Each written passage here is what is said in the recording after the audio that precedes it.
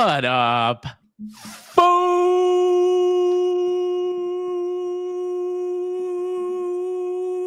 I had to do an extra long one there because you have done that and mimicked me. So I wanted to make sure I did you right. How was that? Did that feel good? Yeah, that felt good. That felt. Right, I am here. I'm here now. welcome to the show, Digital. How long have we been talking about this? It's actually happening. You excited? Yeah, man. Excited that much that I had like 5 different alarms set for the night, for the morning. Like it's morning for me, night for you. Right. So yeah, I had multiple alarms, but I woke up an hour earlier before those alarms. And then I was like, yes, I need to get ready, and I have to look good, and also in everything you have to sit down. Like I got like extra nervous. I don't know why, but I'm excited. You're excited. You woke up early. You look sexy as hell.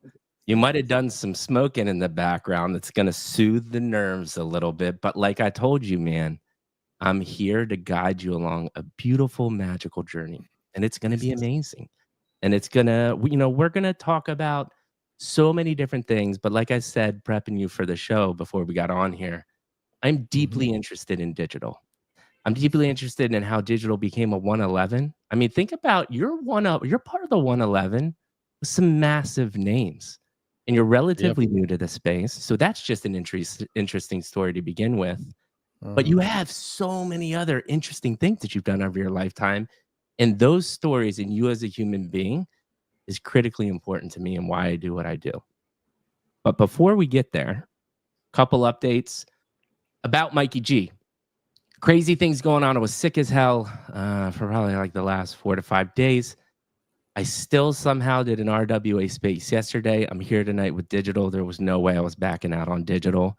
Tomorrow, we have Doc, the founder of The Forge, RWA. He's deep into real estate. Friday morning, we have another RWA project called Innova Properties. They're in Dubai, I think, based in Dubai, high-end real estate. You can have, with $1,000, invest into multi-million-dollar real estate buildings, right? Which is really cool with the tokenization and what RWAs are doing for the space.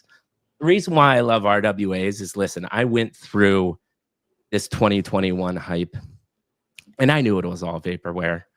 I rode the hype. I made money. I lost money. But RWAs, I think, is this cycle of like real businesses, tangible things in the real world that make sense. And it's not all about hype. It's about doing things right and getting good business people to make great businesses with Web3 technology. So that's why I'm super interested in it. Listen, I love an NFT, even love a meme coin. Not going to lie there. But RWAs excite me as well. So that's what's coming up. And then next week, speaking of hype in Web3, I reached out to some AI people. Shaw, he has exploded recently with the Eliza AI coin and framework. So Shaw's coming on.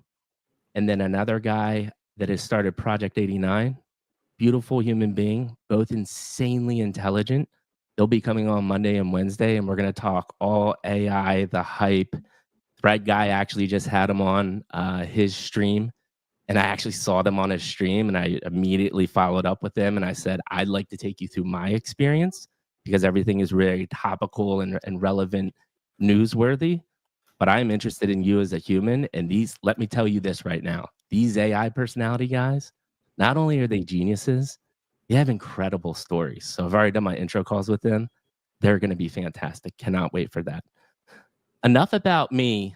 The rest is about digital.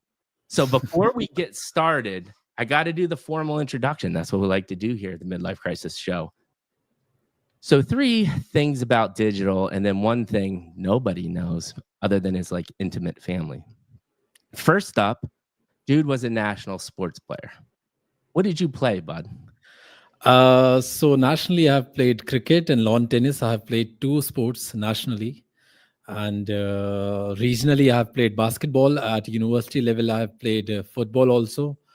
So yeah, nationally only 2, but apart from that, yeah, multiple sports. So this dude's playing university level sports, but also multinational level sports player right here. Hence why one of the many reasons he's sexy as hell. Next up, dude is a Broadway theater actor as well. So you go from national level sports player to Broadway acting theater dude. And then you're going to layer on media and financial research dude as well. Yeah. Finally, though, this is probably the most interesting thing. Listen, he's already got 3 bullet points way beyond whatever I've done in my life. But this guy, with all the cool things he's done, maybe not the smartest thing that he's done, he decided to learn how to swim after he almost died drowning. It took him almost dying due to drowning in liquid for him to be like, you know what? I probably should learn how to swim after that experience. How did I do, Digital? Is there anything else you want to add there before we get into the show? Nah, man, that's pretty much the wild roller coaster of what my life have been, and yeah, we'll obviously deep dive into it more. But yeah, if you'll Yeah. see from the top, you're like, what is this guy doing? He was there and then there and then yeah. Yes. You always, because we've had the, we've been in so many spaces together, and I always get little snippets of your life, and it seems so incredibly interesting. And so I'm so excited to go through this whole journey and get pretty deep about it. And with that being said, man, we're here. We are Yes. at the world famous midlife crisis question, which is, Digital, how did you get to the seat you're sitting in today? Please give me episode 1, 2, and 3. To reiterate for the audience who has never seen this show before, episode 1 is your childhood journey. Now, what I'm interested here is not every year of your childhood. What I'm interested in is, were you a tinker? You obviously played sports. Were there parental or family figures that influenced you? Are there vivid memories that helped kind of start molding the way that you think today, right? They're very influential years of your childhood. Yeah. 2, your professional career. We just talked about 3 different things that you did.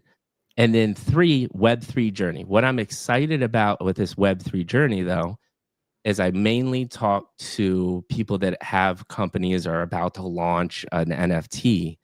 You have it from a creator perspective and a growth perspective. So I think we have a really interesting conversation there, especially how you've been documenting your journey. And by the way, part of that documentation has gotten you to host a space with hundreds of thousands of people and be part of the 111, which is a highly coveted spot by tens of thousands of people in the space. And this is all done because of your hard work, consistent, persistent work. So I cannot wait. Let's start with episode 1, childhood influences. Hit me, brother. We're going to have a magical ride. Yeah, man. I come from a family which used to live, like my mom, dad used to live in a village setting, and out of that they come in a city, capital city, and I was born in that city only, Delhi. That is our capital city in India. Like having a middle class family. I have my elder brother also. From the very beginning, my father's focus was more on towards you have to study well. Basic Indian notion of study well, get a job, get a government job, and get yourself settled down by 25, have a child by 30. The usual thing. And my family was no different in that aspect. But I had a very, you call it a disturbing mind or a curious mind in the same way, because it was disturbing for some and curious for some. But I Interesting. had I'm going to stop you right there. yeah.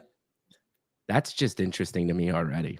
So describe to me curious versus disturbing.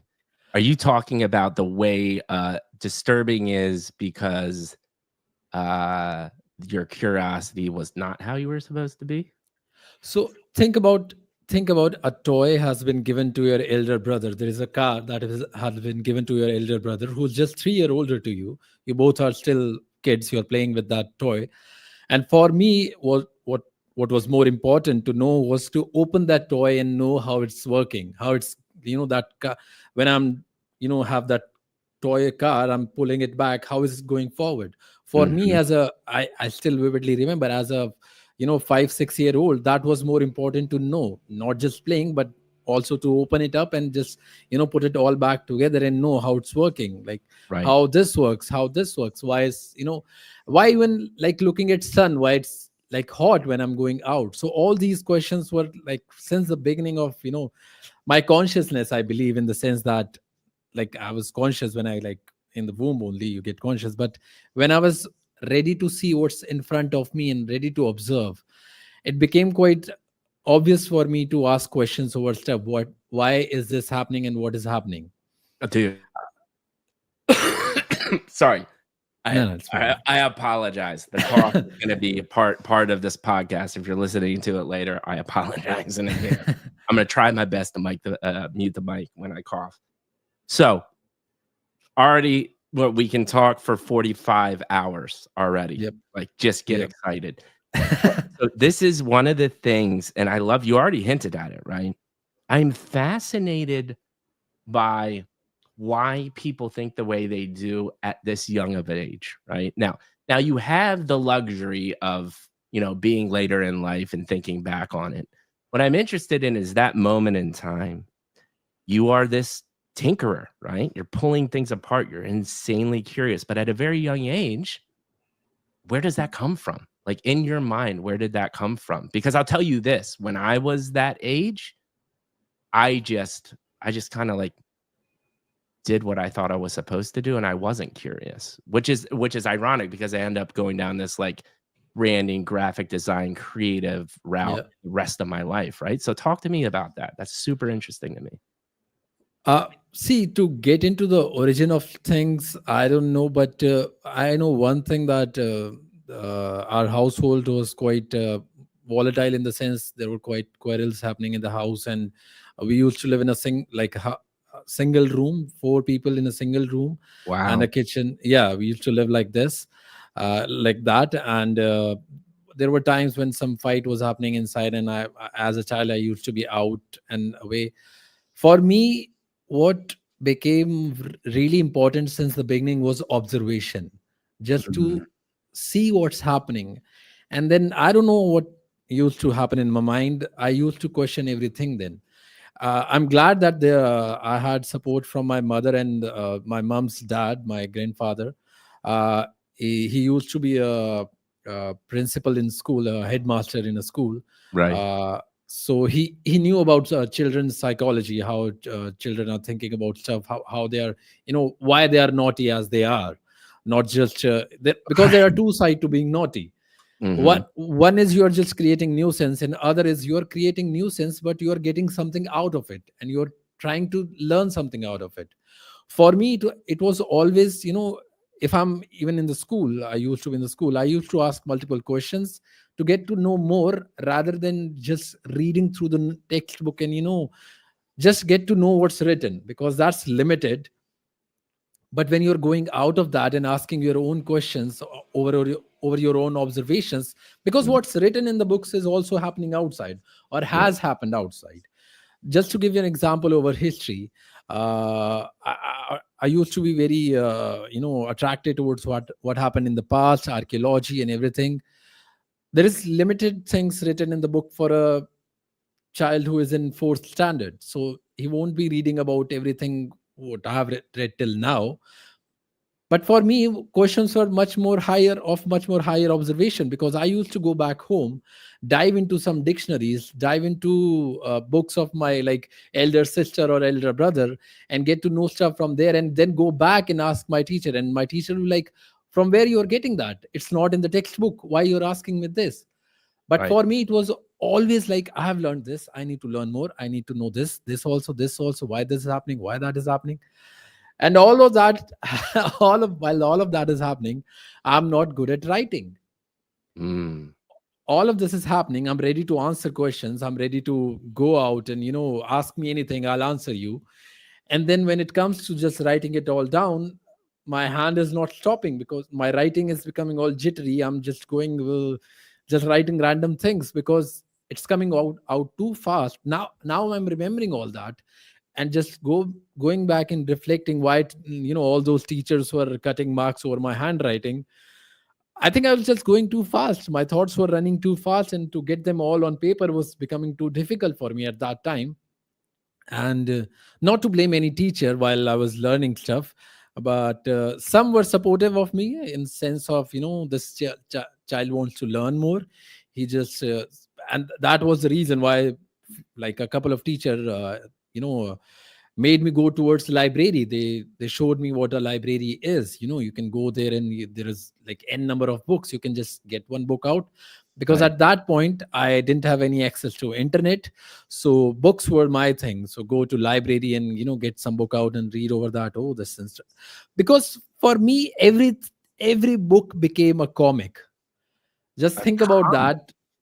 Yeah, every book became a comic for me because I wanted to learn more, and that was entertaining, entertaining for me.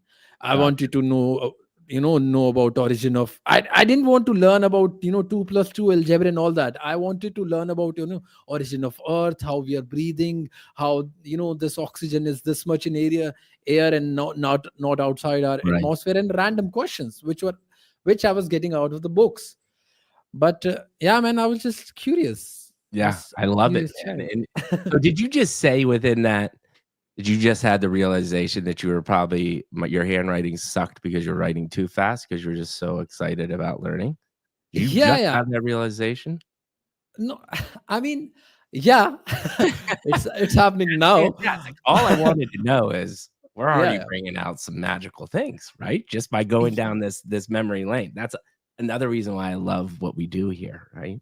So yeah, you man. also said something that's really interesting to me, and I don't think, and I want to bring this up because the mindset in America of this pure independence.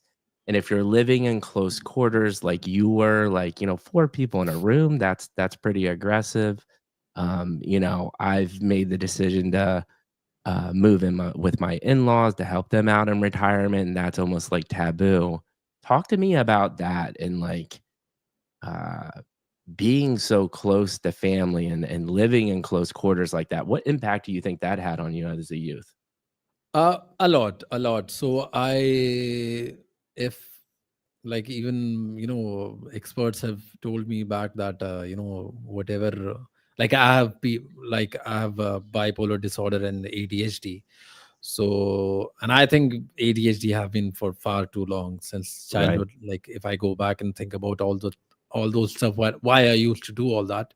right. But even my doctors have told me that my bipolar has come out of the altercations I used to have with the family, with my father, and the stuff I used to witness, which was happening in front of me, but Mm, I wasn't able to be in control of that. right, Just right, think about a scenario where your mom and dad they are fighting. Your mom is right, somehow right, getting scolded and also getting a hand from your right. dad, and you're there like 6 7 year old. Mhm, Also that you're weak, you're also scared of what's happening. There are loud right, noises, and you want to fight back also. right, And you're being stopped from doing that, or you're weak. You're a 6 year old kid. How right, can you fight right, a guy who's 30 35 year old? right, right, And right, at that point of time, your brain saying, you're making promises to yourself, that when I'll be adult, when I'll be able, I'll right, stand up against right, everything. I right, think that should not be part of a child's growth, of thinking that I want to grow up just to stand up to my father, not to beat my right, mother. right, right. So I think that really impacted me in a way that I wanted to become more stronger. Yeah. uh, and also that made me rebel against everything what my father stood for, or whatever he Mm, wanted me to do. mhm, That, mhm. because I was witnessing something which was not favorable to me or to the person which I love the most. Yeah, And for a child, it automatically means, no, I'm not yeah, going to do what you're saying. No, I'm not going to follow whatever things you want to you know reel into me or anything like that. yeah, yeah. Dude, But I mean, yeah, I'll cut in here, dude. Thank yeah, you so much for sharing that. I know those are already intimate details, and again, do not share anything you're not comfortable with. yeah, yeah. Uh, I think, um I think the flip side, and I want to talk about positive things because I feel like there could be positive things on like you were saying in the facts of like there's this deep caring for maybe your mother, or there's other family bonds that happen because of them. Let's talk about the good things that came from that. Y- Yeah, man. The good thing is that when I think whenever you are being pushed down by anything, or there is negative energies around you, there will be some hope. There will be some positiveness which will come out of that. And I had my mother for that. I thank Mhm, her every day. mhm. Till then, till now, like every day, I'll thank her. Yeah, uh, she was there to save me from all that, and yeah. have me interact more with her father, my grandfather. Mhm, And mhm. he then took me sort of, as a I started seeing him as a Yeah, father. yeah.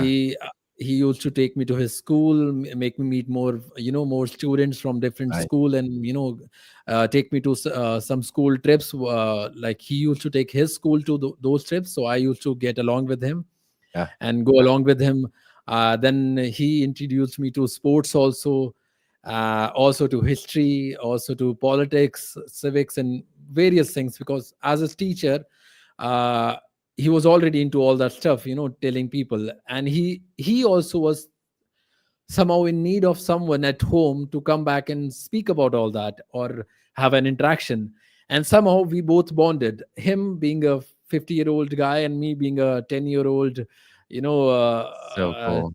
kid want to learn more, and him wants to, it's like there is a teacher, looking out for a Right. student, and a student looking out for a teacher, and we found each other. Yeah, yeah. So Yeah, that no. was a brilliant thing for me, man. Dude, and there's a couple things there, which is like, one, again, thank you so much for sharing that. These are already pretty personal, intimate details, but I can echo what you said, right? Like, my parents split up, got divorced when I was little as well, and my mom was the one that was there, always putting the positive thoughts and making me know that there was something better on the other side. Meanwhile, the ironic part was she was not happy herself, but she manifested it through just giving happy thoughts to other people. That's one. Two, I absolutely think it's really, really important to have an older figure that you can learn from. And what's happening right now in my household, which is beautiful, is my mother-in-law. She taught her whole life, and it's so cool to see her interact with my young son, because she does it in such a, like, a helpful teaching manner. Yeah, And to yeah. have that older person in your life that is excited to help you learn, I think is super impactful, like you said about your grandfather, right? And then three, we already did what I said we were gonna do before we started this podcast. You remember what I said? I said, "You're gonna tell your story, and somebody's going to hear it, and it's going to profoundly impact them." I absolutely know within the first 23 minutes, somebody's going to hear this and be like, you know what? That deeply resonates with me. And look at all this cool shit this guy has done, and going to give them hope. So thank you again for sharing all this. Beautiful, man. Uh, Beautiful. So, what we've covered now is already adversity. You're a tinkerer. yep. Your grandfather was a huge, huge impact on you. Your mother was as well. Let's start talking about kind of the teenage, more formative years, memories, things that you started evolving into throughout that time period in your life.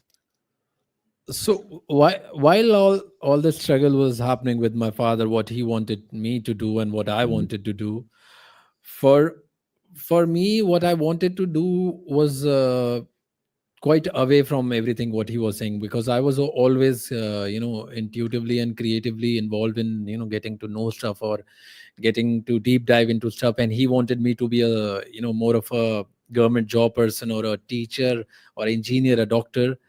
Not saying that all those professions are bad or anything. It's just that I didn't want my life to get stuck in a routine. I never wanted that. mhm. So I started aligning myself towards sports. And I was quite getting active in school also, in that area. And and a funny thing is that while I'm just, while we are talking, that I'm remembering everything. I love it. At the same time, I was helping my librarian who was helping our school with, writing a play. I Mhm. was helping writing a play at the same time I'm playing cricket at national level, and at the same time I'm also going to science quiz and winning there, going in debates and mock UN sessions, and teachers calling me out for any sort of creative stuff you want to speak out loud on stage on a topic or anything.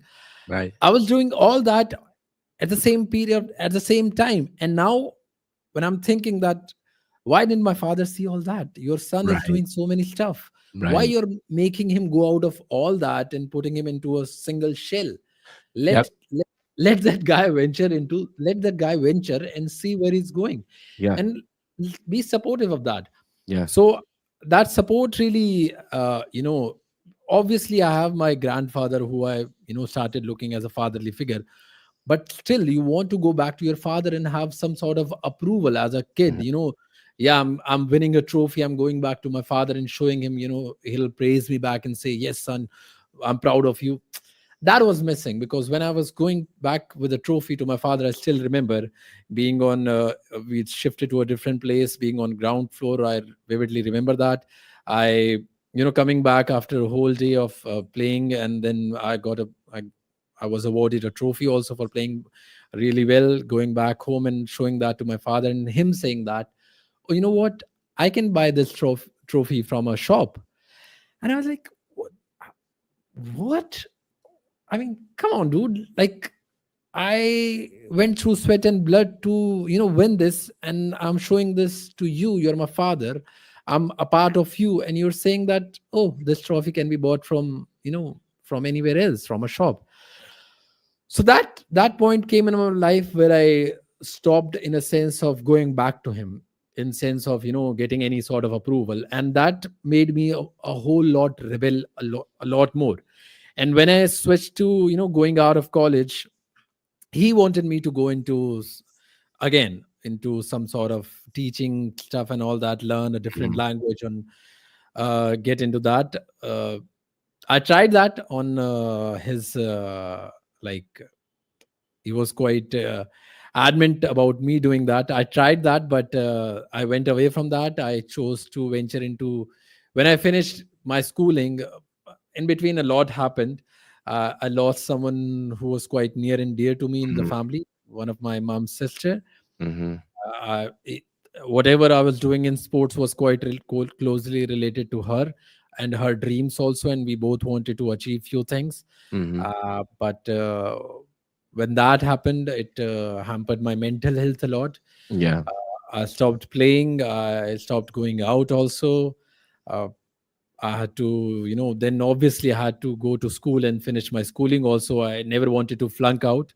I Yeah. never flunked out also. That I made sure that I'm not, getting fail out of a class. Even though I didn't love any of the subjects I was studying, but I made sure that I'm not flunking. I'm not, Right. there's no one going back to my parents and saying that your son failed. So I made sure of that also. Uh, So real quick, I'm gonna chime in here. You've said a ton, right? And so there's a couple things that I'm really interested in. One, you said this kind of the father approval because you were like, why couldn't he have just been proud? You were doing like three massive things at once. yeah, My question there is, and maybe it's more of a statement and just to get your thoughts. I think it's critically important, especially for young people, to be able to be fostered with hope and being able to explore, right? yep. So, did you look for that? Even though you're getting disapproval from your father, did you have other people surrounding you, encouraging you to try these things out? Like, where did you get that from? Because I feel like if you don't do it, you don't get that. It's very hard to continue to do that. Does that make sense? Yep, obviously, obviously. And where did So you get that from? yes. So my mom's maternal house, which was quite close to our house, Mhm, uh, that became my safe house, my safe mhm, zone, where I mhm, can go and do anything. I can play for like from morning till night. I can play there. I can, deep dive into any book I Right. want to read. I can just be myself. I can just be myself on the roof and play alone. Also, I used to play alone all the time. And that place where my grandfather, grandmother used to live, that place became sort of a safe house. And yeah, I had all the freedom to do anything I want. Yeah, that helped me, because Right.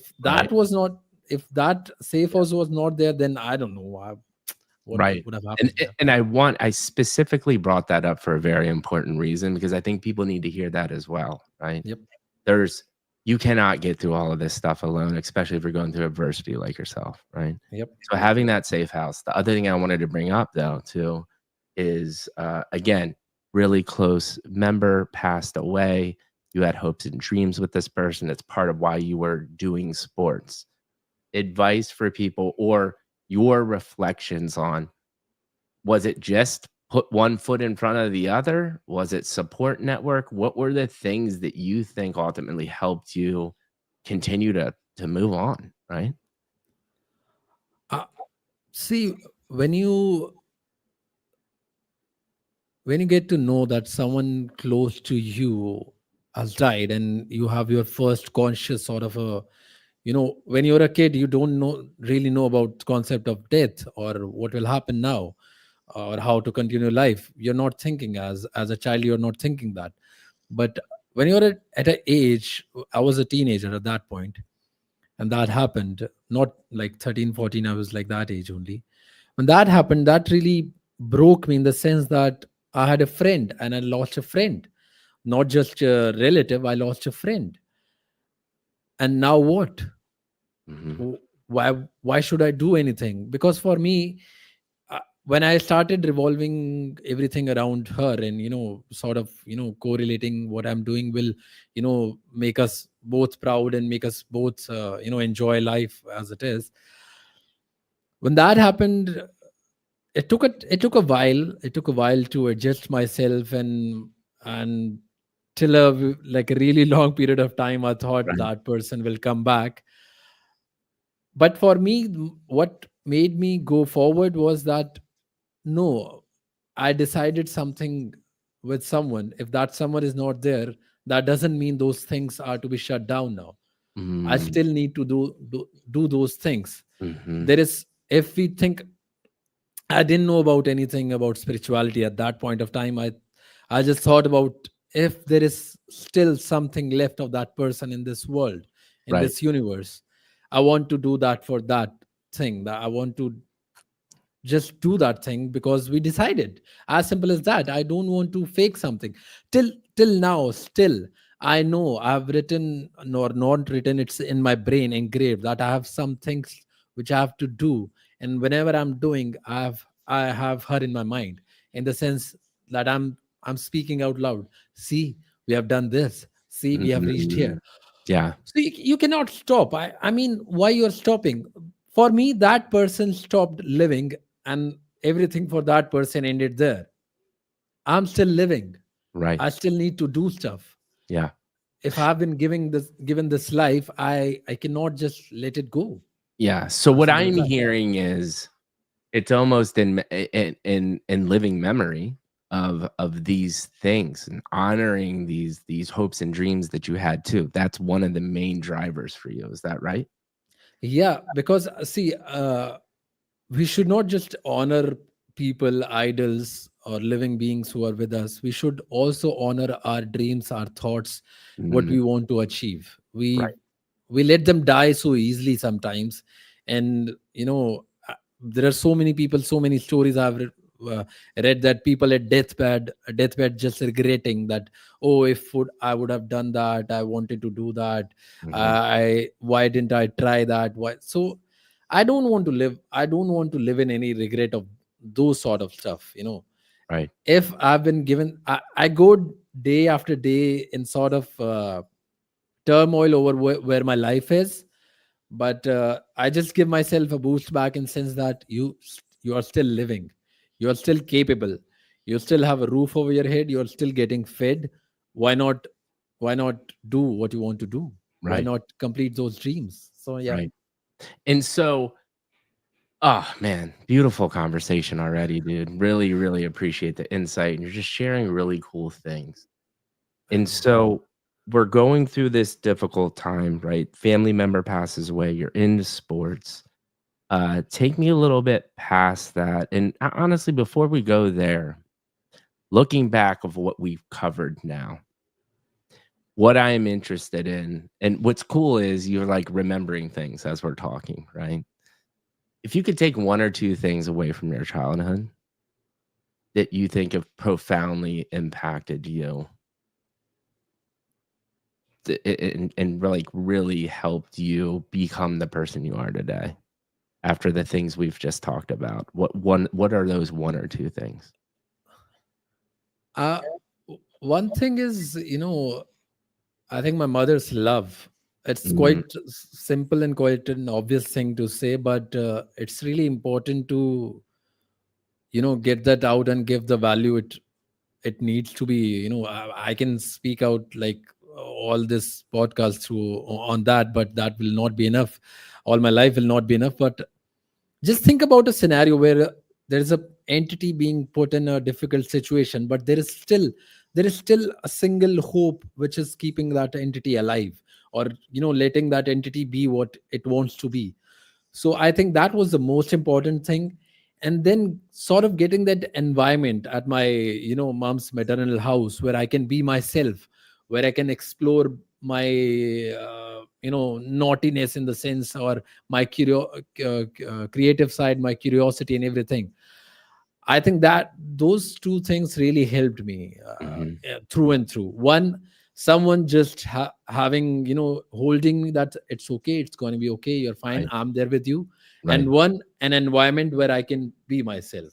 Yep. mhm, and you nailed the two things that I firmly believe in, right?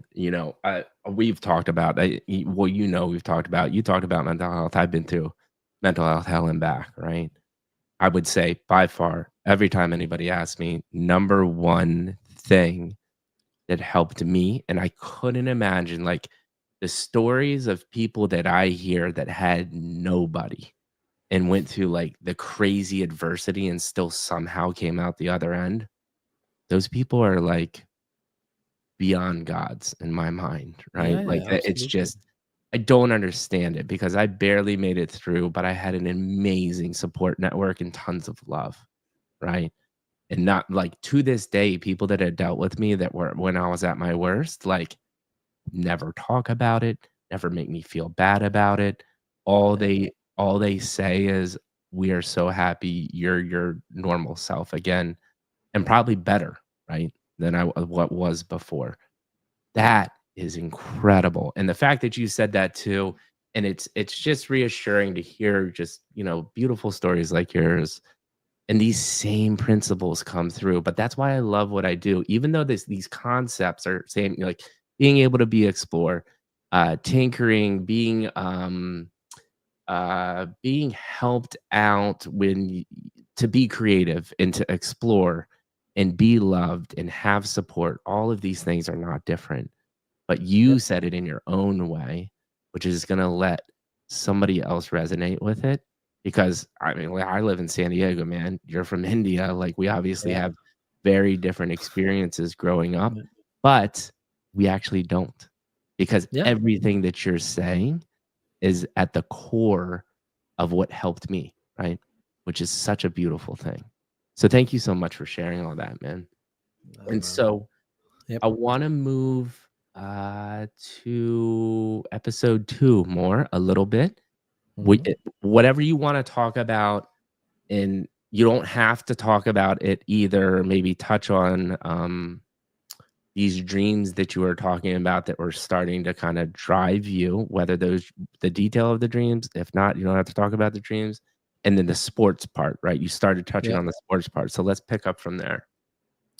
So, yeah, I was getting into sports a lot. I felt like, this is something I love to do. I can be on field all day, all night long.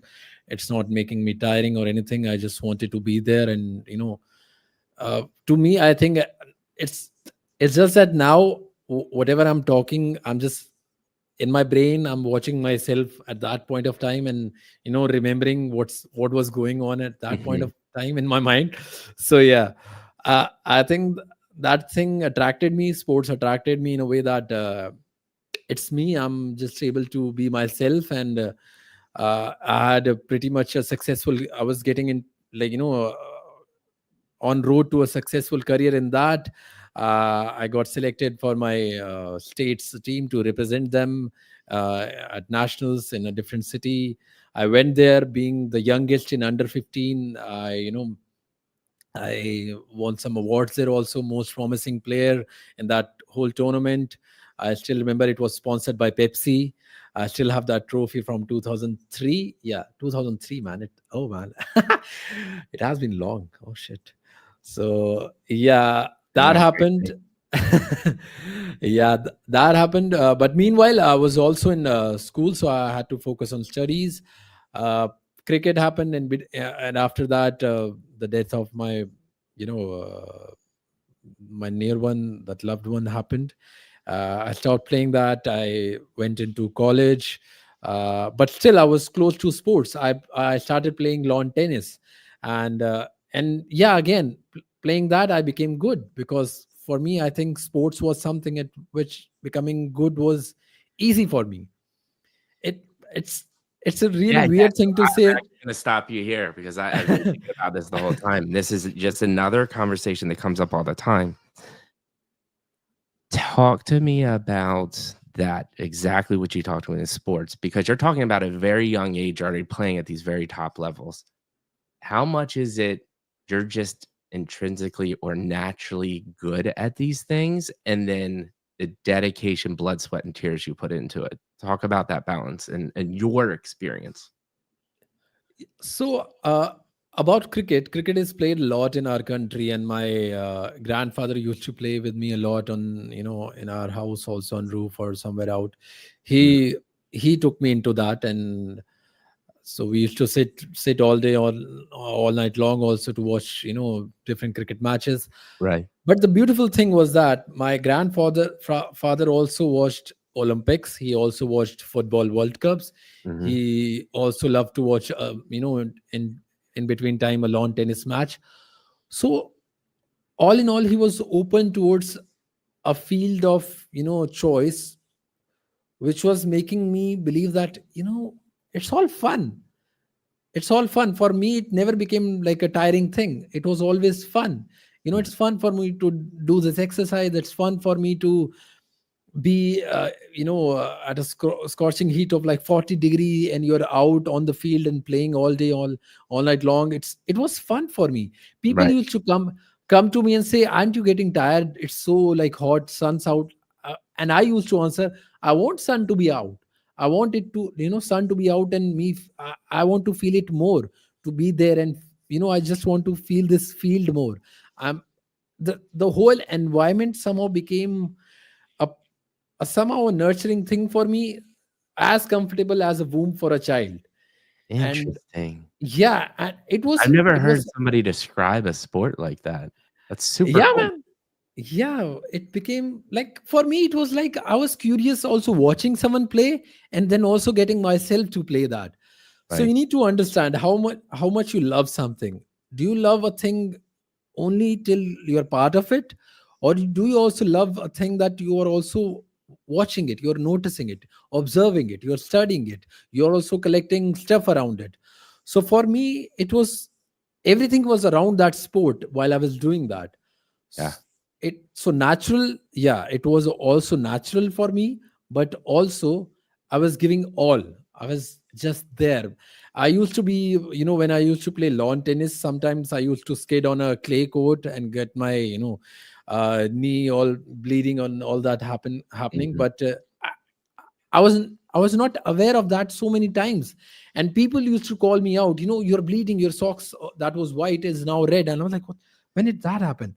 You Right, can call it out to adrenaline, that you're in a rush, you're not getting to know. But for me, it was ignorance of what is happening, and giving importance to what's, I'm playing. That's more important for me. My right, injury is not that important. right. You know what So I'm yeah. hearing there? I'm hearing Yeah. that. Have you ever heard of this like concept of athletes being in the zone? Yep. Right? Yep. Right? Athletes high, runners high. You can call that You also feel more. that? So you felt like you got to the zone, right? Yep. I was in the zone, like there in the zone. Mhm. Yeah. I remember being that in tennis, right? I played tennis up till college, and it was, these you hit these zones, but you're just so dialed in. And I remember when I would feel like I was in the zone, I could swing that tennis racket as hard as I humanly possibly could, and my body and my mind was so dialed in, I knew it was going in the court, Yep. right? Like, there was no way this wasn't gonna be an amazing shot, and Uh-huh. every part of my being believed this because I was just in the zone. Because I had spent thousands of hours playing this sport, so I could put all of my energy into that shot. My body knew what it was gonna do. Like, the hand-eye coordination was there. I didn't even have to think about it, right? Yeah. You It resonate it with was that? an automatic flow. It was a natural flow for me. Like people used to come at me, like younger people than me at that point of time also. So by now I'm like 2021, and someone and for the fact I started playing lawn tennis at the age of 18. So I like learned at the age of 18. So for many people that was the time they were get becoming pro, or Right, playing at a different level, and people were starting to learn from the age of like 10, 11, much younger than that. I used to be in a queue of people. So there short story. So there was supposed to be a queue on a hard court. You have to cross that, learn to go to a certain level, mhm, then to another hard court that was second level, then you'll move on to clay court, where you can learn more and play more professionally. right, And it happened so quickly for me to transition and come back, go directly to the clay court. Then and for them it like, how you're doing this, how you're being on the court all day all night long. There are younger people than you who are going home and they are tired, and they want to drink more water, they want to do this or that, but you are just there. right, For me, what I used to answer that, if my body can allow me that I can survive without sleeping or drinking water or eating, I can be here 24/7. You can I can vouch that if those things were not needed, I would have played all my life. At being on that court, you can make me play like how long you want to play, I'll be there. I just wanted to play. So I think that was not just dedication, but being mad about something also. That's, ooh, yeah, I like you have that. to be mad just think about my ideology in doing anything from the past. I Right, have been a rebel. I've been being a rebel, and when you're a rebel, you're mad about something. You won't be a rebel and half-heartedly do something, right, because that won't show the other person that how dedicated you are towards something that that person doesn't want you to be. So you right, have to be mad about that.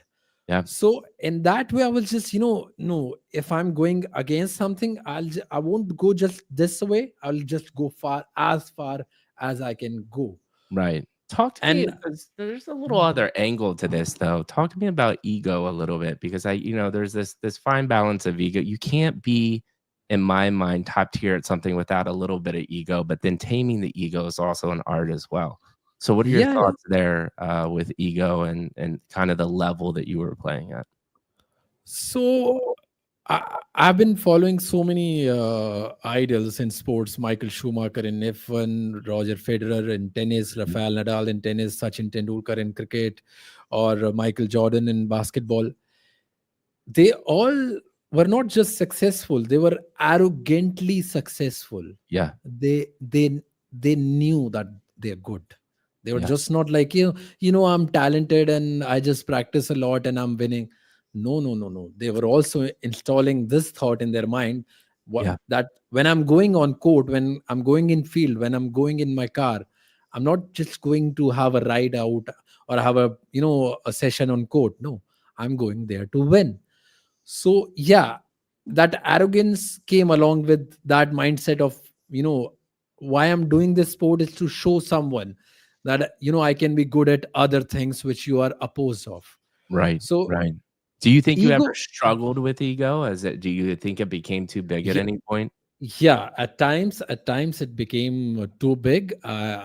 Because at times it stopped my learning also, because Yeah, yeah, ego talk and to me, like, break that down a little bit. Tell me what, like, there's 2 things I'm interested in this because the ego fascinates me. When you so you immediately said, "Yes, it got too big." The 2 things I'm interested in when it got too big is, 1, how did you recognize that? And 2, what impact did it have? so you might be hearing a noise of a bell ringing, but I ignore do, it's that. beautiful. Yeah, yeah. That's So okay.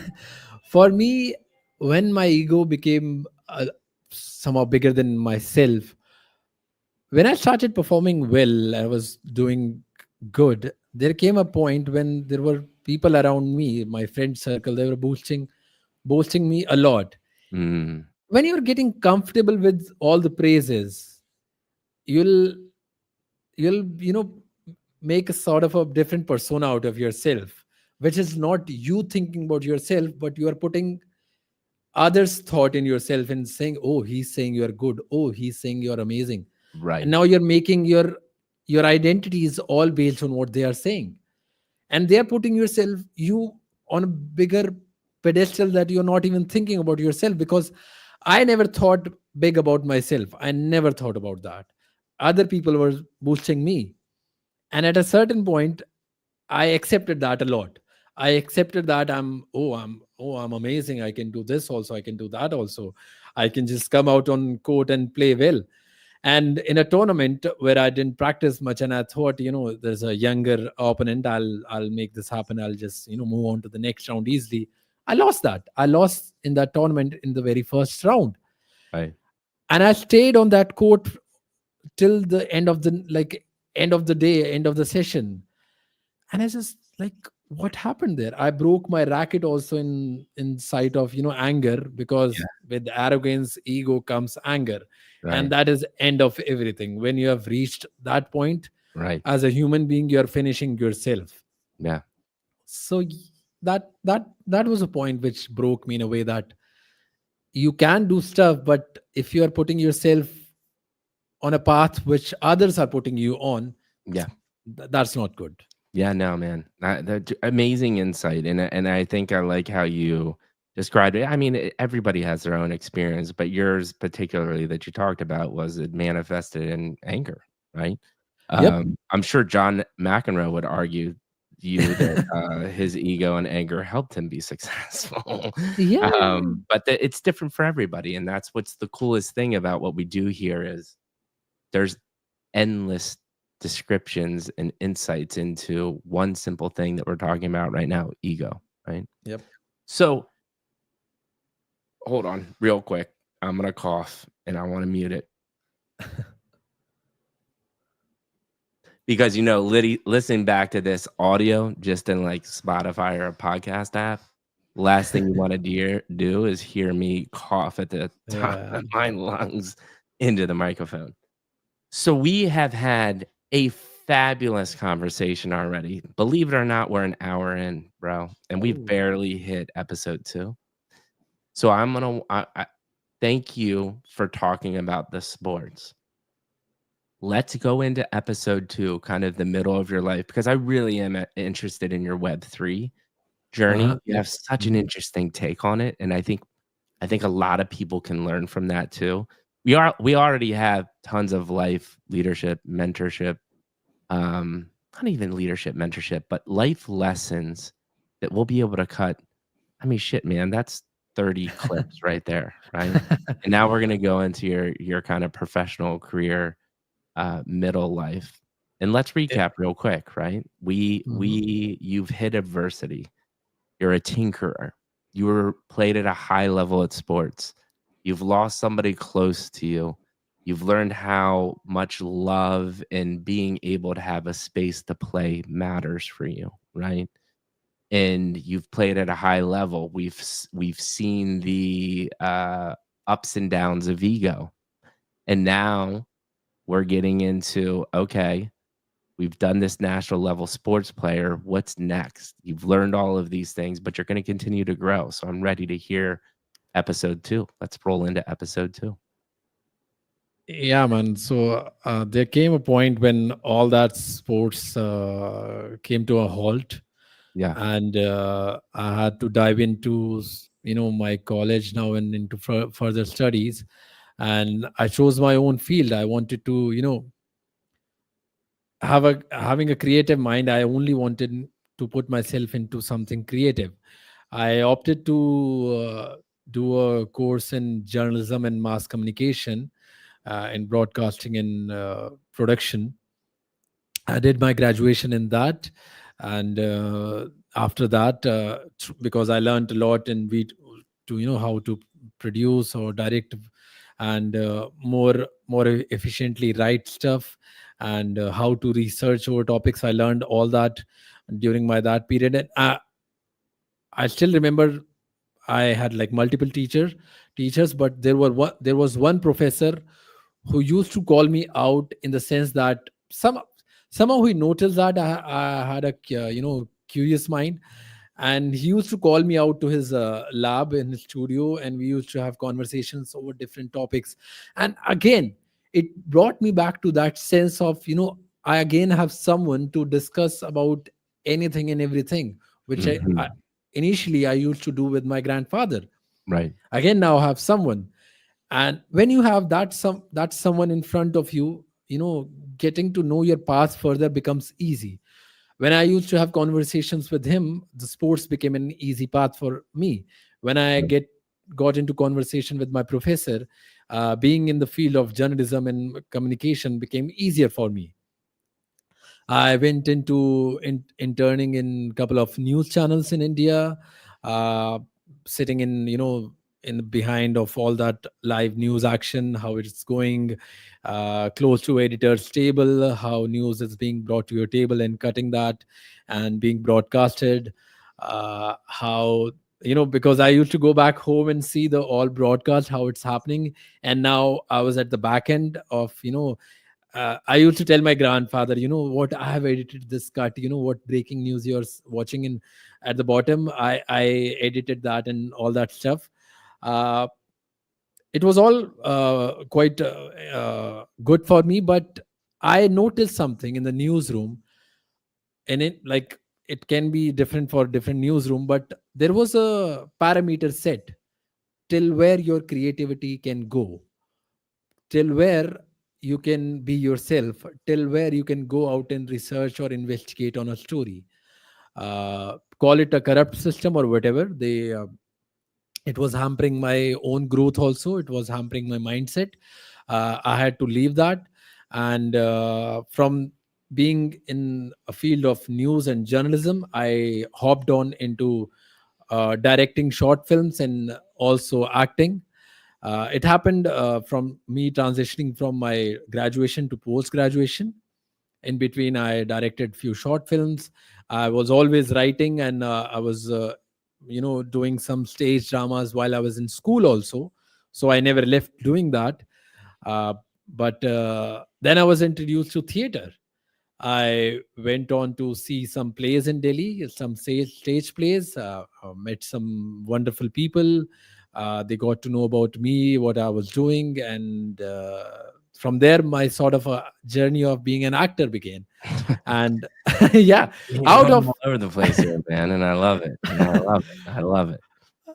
yeah, man, it's bad also. Many people, my father used to say again and again, it's bad what you're doing, it's not good, you're not stable, you're not your life is not stable, you're going places, you have to stick to one thing and earn through that and make that your livelihood.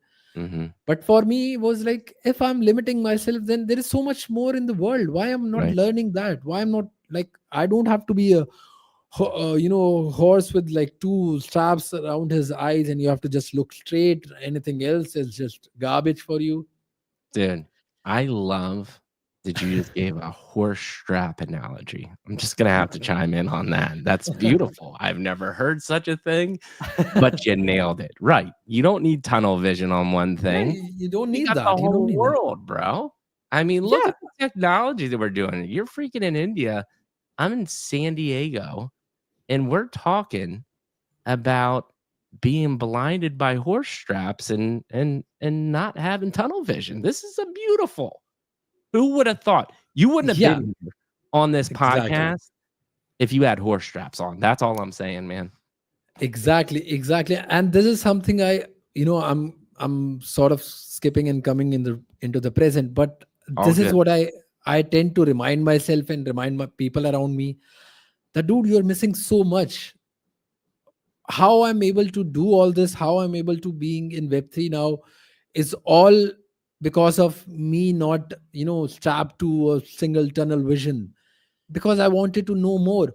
Okay, I might not be earning a monthly wage of what you are earning right now at your stable job 9 to 5, but there are points where I'm earning a lot doing much less work, and all of that is happening because I let myself venture into more areas and to learn more. So I Right. mean, it's good to be master of one. It's always good. It's no one is stopping you from that, but it's also good to be jack of all trades.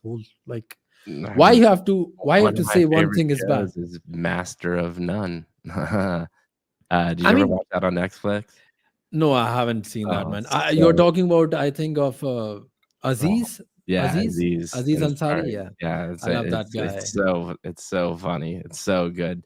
But yeah, listen, this is another fascinating conversation that I don't think people talk about enough.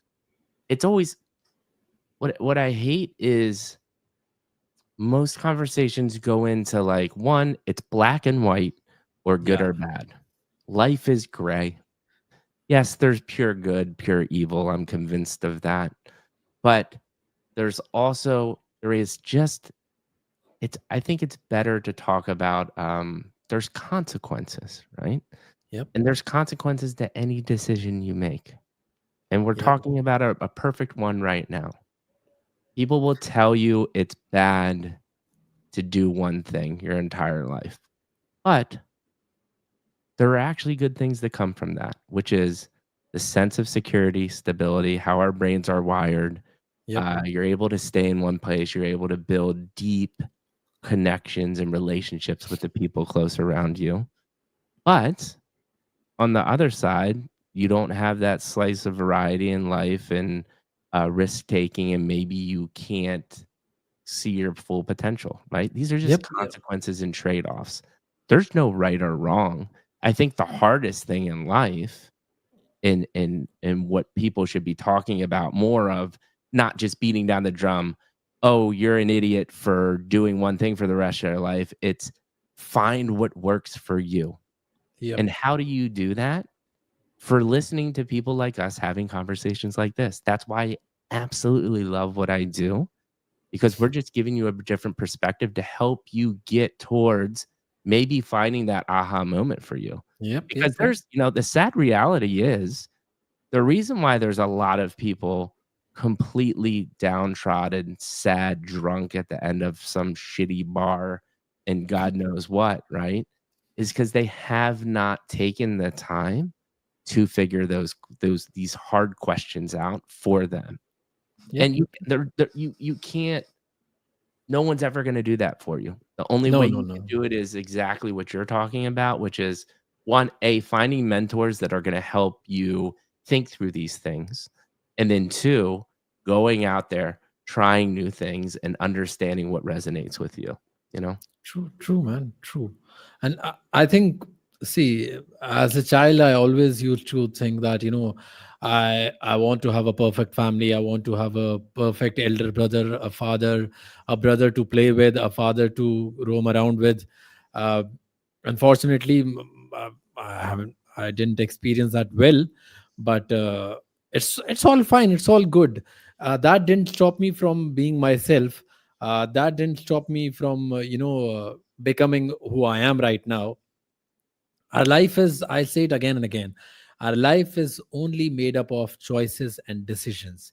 Every day when you wake up, you are being presented with multiple choices, Mhm, and it's up to you to decide what to do with those choices.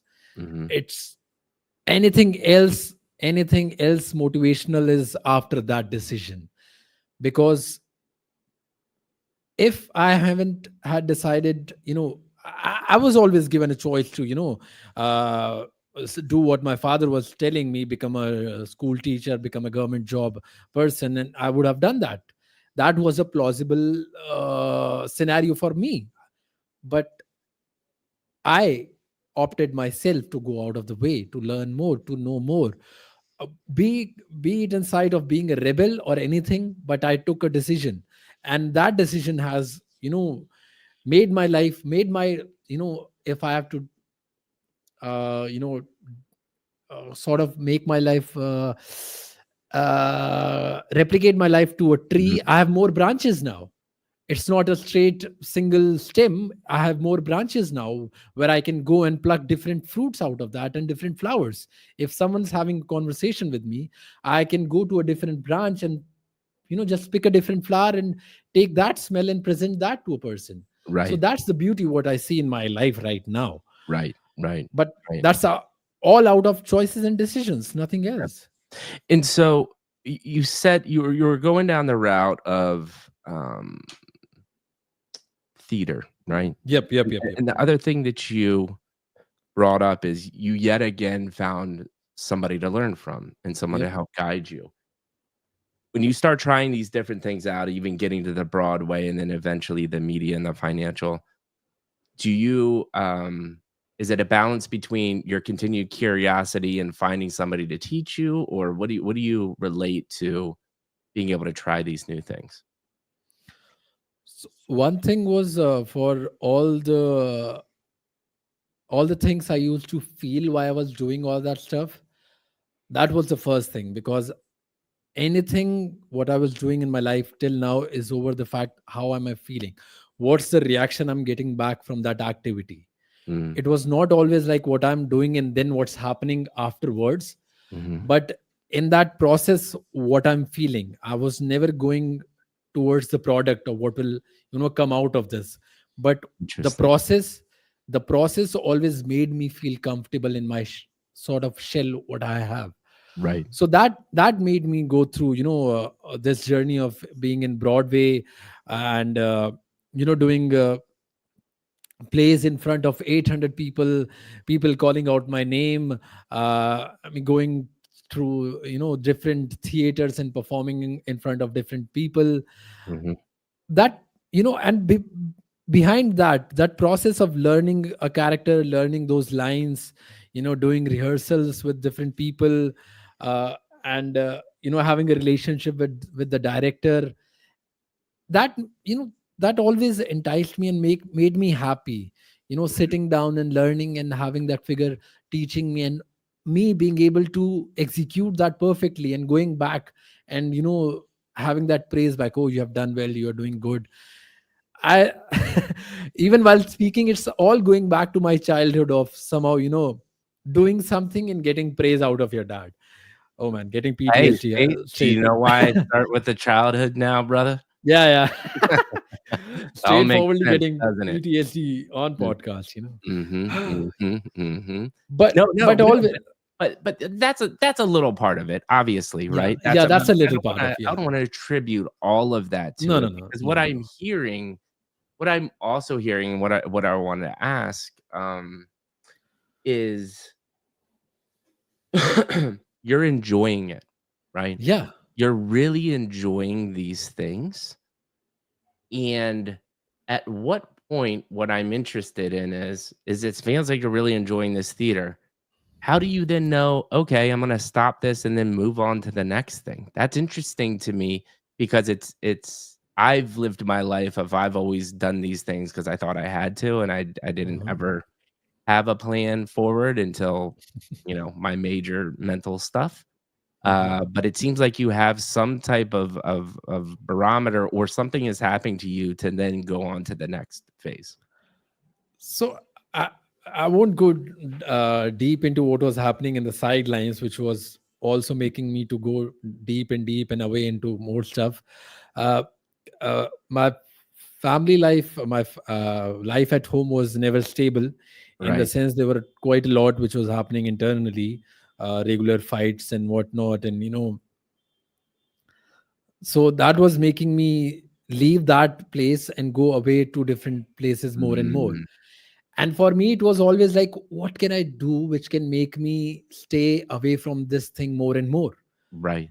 Right. So while I was doing theater, after a while I moved to Mumbai. That is our call it our Los Angeles Bollywood. Your Hollywood, our Bollywood. Yeah. So Yeah. I moved out there all alone, living in a drawing room of someone's house, because I Wow. was not able to find a place of my own, and then started to find odd acting jobs and whatnot. It took a while. I did various things there. Also did some uh, you know advertisements for Fitbit, launched some campaign for Nestle also in India, did uh, parts in a couple of movies, also doing theater at the same time. But COVID came in between. So we have reached a point now, COVID has come along. Hmm. I'm in a different city. Now they're putting up lockdown. Right. And just prior to lockdown, I was supposed to go on a all India tour with the theater company. I had a shoot lockdown with a really prominent actor in India. A lot of things were planned. And while this was happening, my personal life is in like, it's a mess. Right. It's a fucking bad mess. I got to know that I'm just putting a bit here that uh, I went through a case of where I failed my girlfriend at that point of time. Infidelity comes into the part, Hmm. so I won't deep dive into that. But that really hurt me, uh, like really, really bad. And then just think about that. You're not mentally stable. Yeah, your house situation that's not stable. Now your job, which you're the thing you love, that's going into Hmm. shambles because COVID has come. Now everything has to shut down, and now I have to go back to my house, Right. leaving Mumbai. And when I'm coming back home, I've already gone through a bad breakup. I have to come back, and some things are not fine at home also, I'm getting to know. And I used to by now I used to live with my grandparents only, not with my parents. I Hmm. started living with my grandparents, Right. uh, and now something has happened around property dispute or anything. Now I have reached a point where some somehow my grandparents have also been influenced in a way that someone has told them that he's coming back, and he's coming back to live on your property. He'll start asking for money or whatnot or financial stuff, which was Mm-hmm. never ever ever in my heart or brain that I wanted anything from them in that department. Hmm. So it's And just a mess. all of a sudden I have no place to live. From Wow. having three places, I have no place to live. And in my own city, in my hometown, I had to find a separate single room for myself During COVID. during COVID. Jeez, man. You're not uh, that like you've gone through some highs and now we're going back down to lows. Like that this is how did you get yeah. through that? Like what did I mean, you So just and put one foot in think front of the other, man. yeah, and during that period, I sort of attempted suicide. Also, I was almost Yeah. gone. Mhm. I was all, I was on the chair. The the ropes were wires or something was there around my neck. I was about to just give it a like go, but my cousin just entered into the room, Holy had the door shit, like man. she punched the door open and held me, and I just fell down on the floor because I think I had left myself to go. Right, And then my mother also came in, and she was also crying and screaming. I was crying and screaming right. in her lap, and I was just, I was putting my head deep into her lap, and I was trying to just, suffocate myself in her lap, and just thinking that this is where I want to just die now. I'm content. I don't want anything with this life. What is happening? I just want to die here and now in my mother's lap from where I came, and I just want to end myself. But For her, I didn't do that Yeah. because she was crying, and I Yeah. was like, I cannot do this to this woman. She has gone through a lot in her life. And that was a switch where I stopped living for myself and I started living for her in a way that I cannot leave her alone. As Right. simple as that. Right. Dude, Uh, thank you. I mean, that's intense, you know? Not uh, never in a million years that I think, uh, you'd share something like that, and for you to be able to do that is just an extreme brave thing, and like I said, magical, magical conversation. People are deeply, profoundly gonna be impacted by this. What I'm interested in is moving forward from this low, you know, because I'll give you my, you know, I was near death experience, right? I'll leave it at that. There are things that I think that I look back on that have near death experiences profoundly change people in many ways and in many different ways, and it depends on who you are as a human being. For me, it really made me reevaluate who I am as a person and what's important to me. yep. Tell me, take me past this horrific time in your life, and how has it made you better? What has it done to you, uh, to reimagine yourself, really? Tell me about that. So what when that happened, I came back. I had to my like I love my friends for that period of time who helped me. It was my friend only who had a separate room on his like on a different on a floor above his place. He said that it's empty, no one is living here now. Mhm. You can come and live, and he didn't hesitate in helping me there to just come in and live. And then I rented that out and stayed there for like I think a whole year or more than that. But uh, during that period when I started living alone, Mhm. my mother used to tell me in between that there is no one who's yours. It is you who belongs to yourself, no one else. Mm. There is no one who will come to your rescue when you're all alone. Right. You'll think that there will be people around you who will come and help, but if you'll think about the on a broader way, it's just you against the world. Mhm. She has gone through so much. She used to tell me her stories, what she has gone through as a child also, till Right. she was a child who was nurtured through and through, and she was someone who was on top of everything, in sense of she was provided with everything what she wanted. Right. And and when she got married at a really young age, everything changed for her. Mhm. And she never gave up. One thing is that she never gave up. So that just started popping in me, building more in me, that it's all right. What has happened. uh, you still have couple of friends you can call out. You still Right. have your mother. You still, again, my mind, which I go through now also, I started looking at stuff which was there, which was Right. existing, and which was real, not as all the stuff which has happened, or I was expecting out of stuff. Because expectations, yeah, that kills. Expectation kills. Interesting. Uh, I realized that by that point. So I had like a qualification. I started opting for a job because till that point of time I never had a a Right. permanent job. I was always doing stuff contractual from project to project. I gave like 2 3 months interview after interview, approaching companies. I got in with a company who hired me as a media research analyst. So because I have worked in media channels and all that, it became easy for me to do that Right. stuff. Right. And I picked up quite quickly also. And people also came back to me and saying, "Dude, you are in a probation period. You don't have to do a lot. You don't have to advance yourself in learning more." Right. But for me, it was like, I want to.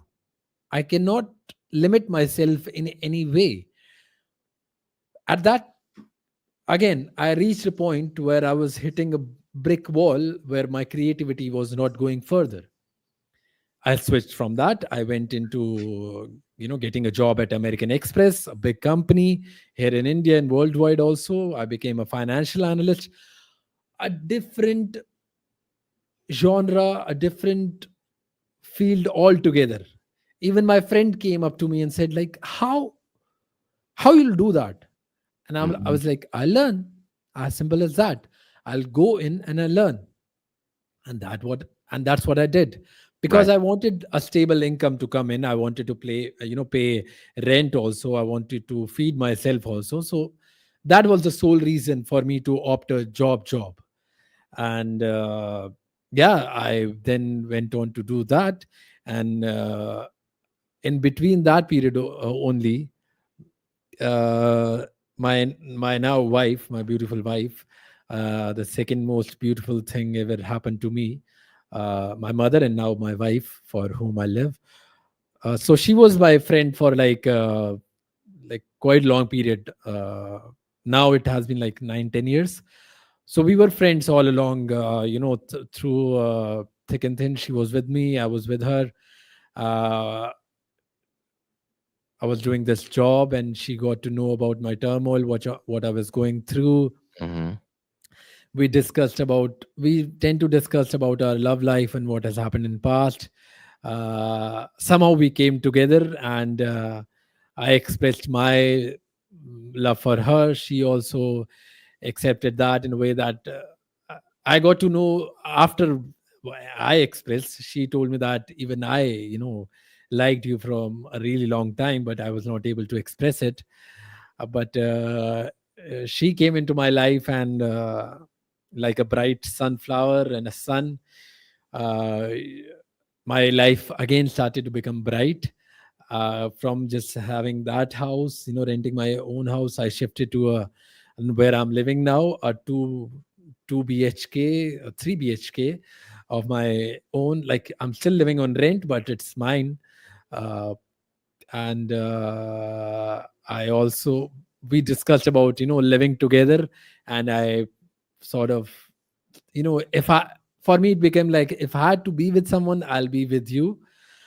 And we came together, and there came a period in my job. Again, I'm doing a job. Creatively, there will come a stop, because a job requires you to spend time, not just uh, Mhm. your how much work you're doing. They also require time. You have to spend at least this amount of time to grow further and go further into job. She started to notice that it's becoming difficult for me to do a job. I'm getting agitated. I'm sometimes crying out of nowhere. Mhm. uh, One morning I was just up and getting ready to do start my day, but she came into room and I was crying. She's like, why you're crying? What happened? And I was like, I cannot do this job. Like a child, I was like, I cannot do this anymore. It's not creatively engaging me. It's so boring for me. I'm getting bored, and it's sucking the life out of me. I cannot do this anymore. And she so lovingly, just knowing me, like obviously who I am as a person, she told me like, quit it, Wow. quit the job. Mhm. It's not that we are running out of money. We have money. We still have money. We'll plan something out. We'll plan something out together, what you want to do, what will make you yourself comfortable with, and the thing which you'll enjoy. So quit it. And I was like, how will manage? And she's like, we'll manage. And she then said me one of the like most beautiful line I've ever heard. I don't know if I'm that good a person or not. She said that, I'll do my job all my life if that will allow you to do what you want to do all your life. Wow. And I was like, what the what? What? Say I it, was- say it, digital. You always say this. What the f. what the fuck, man? I was like, There it is. There's my digital what the fuck. I love it. I what love it. what else do you want in your life? Wow. If you have a person who's saying that they'll do anything and everything for you to do anything and everything. Right, right. It's so I gotta chime in here at this one. By the way, I mean, you have taken us on a magical journey. I mean, and thank you just from the bottom. I pinch myself, man, on these podcasts every time, just thinking about I'm just honored that you're willing to share and build this bond online, dude. This shit's magical to me. And I hope you can I hope you understand how much it means to me. It really means a lot to me, and I really, really appreciate it from the bottom of my heart. Ah, What I man. want to say though is Mhm. because this is a hot topic for anybody, even especially crypto Twitter, right? Got a lot of crypto bro dudes, and they're thinking, how in the world do I land somebody that says exactly what your lady just said to you, right? Now, there's no clear answer to this, but in your mind, is this fate? Is this luck? Is this uh were these traits inherently in her and you recognize that before you got married? Talk to me about this, man. I need to understand.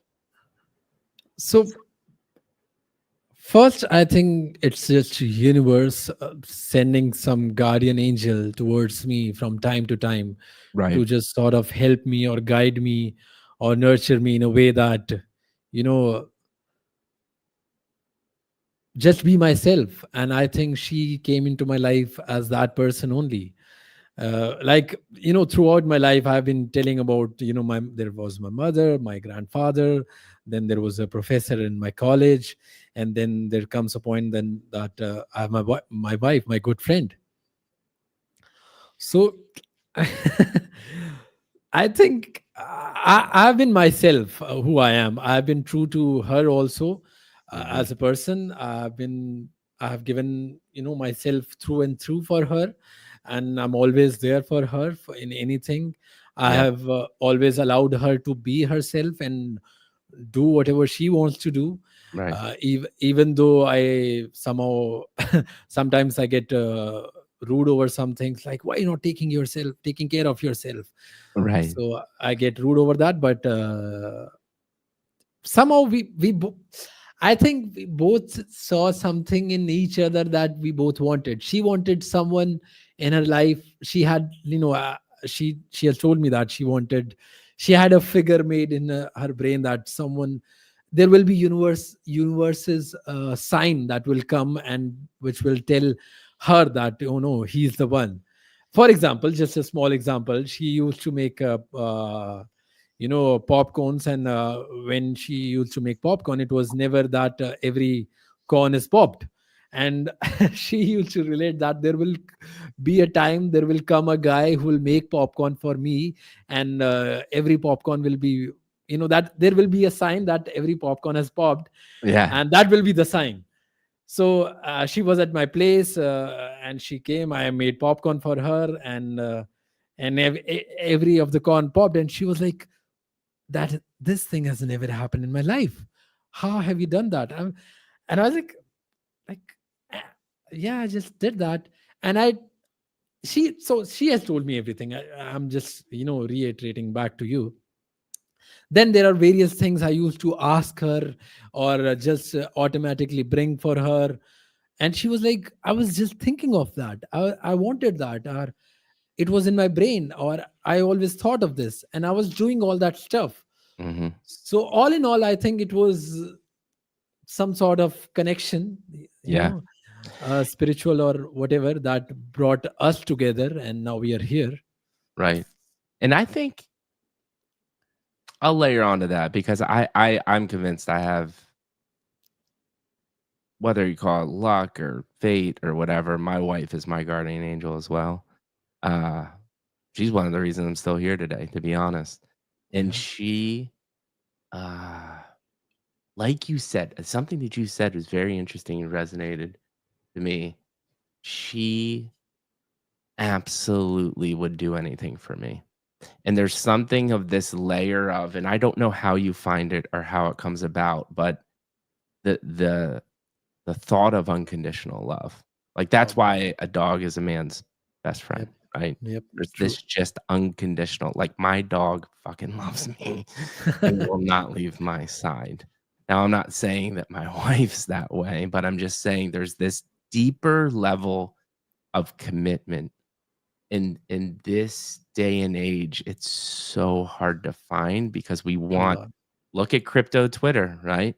It is literally there because people are trying to figure out how, what was just floating around for the last 24 hours? Some 13-year-old kid flicking off the Oh camera man. Yep. because he, made 20 grand on a meme coin. I don't even know the full story, right? Mhm. That is what's driving a majority of uh, this world, this day and age, is this get rich quick scheme or get immediate satisfaction. Temporary joy, man. All these, Right. I think, are temporary joys in their Yeah. life. Yeah. And I think the deeper, and this is what I was gonna get at too, and I'm really interested in this, and then we gotta get to Web3, man, because 'cause we've Yeah, been yeah. talking for an hour and a half, Oh yeah, yeah. and we You're need to get right to there. Web3. Literally, our stream is titled Daily Grind, Persistence, Creativity, and Documenting Web3. We've talked Yeah. about we've talked about creativity and persistence. We have talked Yeah. about that. I'll pat ourselves on the back for that one. Yep. Yep. Yep. Unbelievable conversation, but I do wanna get your thought on this. What I'm getting at is this deeper commitment comes from, um, going through hard times, going through adversity and different things together, but knowing without fault that person's gonna have your back. Yep. Do you have that same feeling? Yep. Yep. Yep. Exactly, man. Exactly. I have that same feeling, and even more than that. W- when we last night only, I was just looking at her and saying, "Now we are living together. We are all the time together." And we were both laughing and just being joyful about that. It will be like 2 years now that in December that we have been married and living together. But we are just joyful about that fact that we are together. We are just living together. We are at the same place. We can see each other all the time. And I think that excitement and that joy that we feel for each other, that's more than anything in my life. Like, Right, yeah, right. that's a blessing, man. Yeah. Well, I will tell you this, 10 more years, things happen, right? But if you can continue to think about what you just said is the what the F moment when she said, "I Yeah, will man. work the same job for the rest of my life so you can do what you want." That level, Yep. as long as you can continue that throughout, because life, as you know, we've just, dude, you went through 10 different roller coasters just up till now, right? Yep. And you're gonna have 45 more from this point on, from tonight, from this podcast till the day it's over, right? It's gonna be Yep. insane. And if you can keep that deeper level of commitment, it's a game changer, man. But Yep. here's my theory Hmm. as to why it's so hard is because of that exact reason. It is hard, and it is so difficult to do the right thing and not take the easy way out. Yeah, Just man. in everything in life, right? And Yep. then when Yep. you Yep. layer it down to what we're talking about with relationships and stuff, same shit applies, man. I Yep. mean, there's very simple principles. Do the right thing. Don't lie. When it's the tougher thing to do, it's usually the right thing to do. Yep. And this true like joy. I was thinking gratitude's a better word. Maybe Yep. gratitude Gratitude. is such a better word. I hate the word happiness because I think it's temporary. Like true gratitude, right? That comes from these deeper connections and just persistency, consistency over a long period of time. True Uh, that, man. True that. So it's just beautiful that you're hearing the same thing. So now let's get to Web3. Yes, And what I'm sir. interested in episode 3, which is Web3, is you can do a TLDR. I'm a boomer, man. I'm technically the last year of the millennial. I was born in 81, which is the Oh, cutoff of the last year of the millennial, okay. but I might as well be a boomer. Although I'm pretty damn savvy, man. I'm like grown to brand in Web3.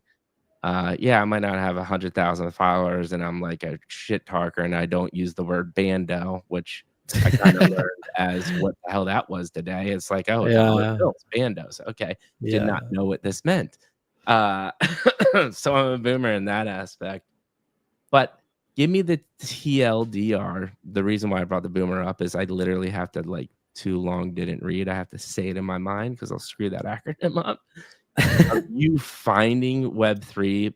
But I would love to quickly get into this documenting the day of each day in Web3. I haven't paid attention to your Twitter. I've been very busy. Don't hate me. Uh-huh. Are you even still doing it? But Yep, take yep. me through this journey. Take me through this magical journey, man. Yeah, we are on day 251 now. And I So love it. So let's yeah. rewind. How did you find Web3 and when did you decide to count day Uh-huh. one?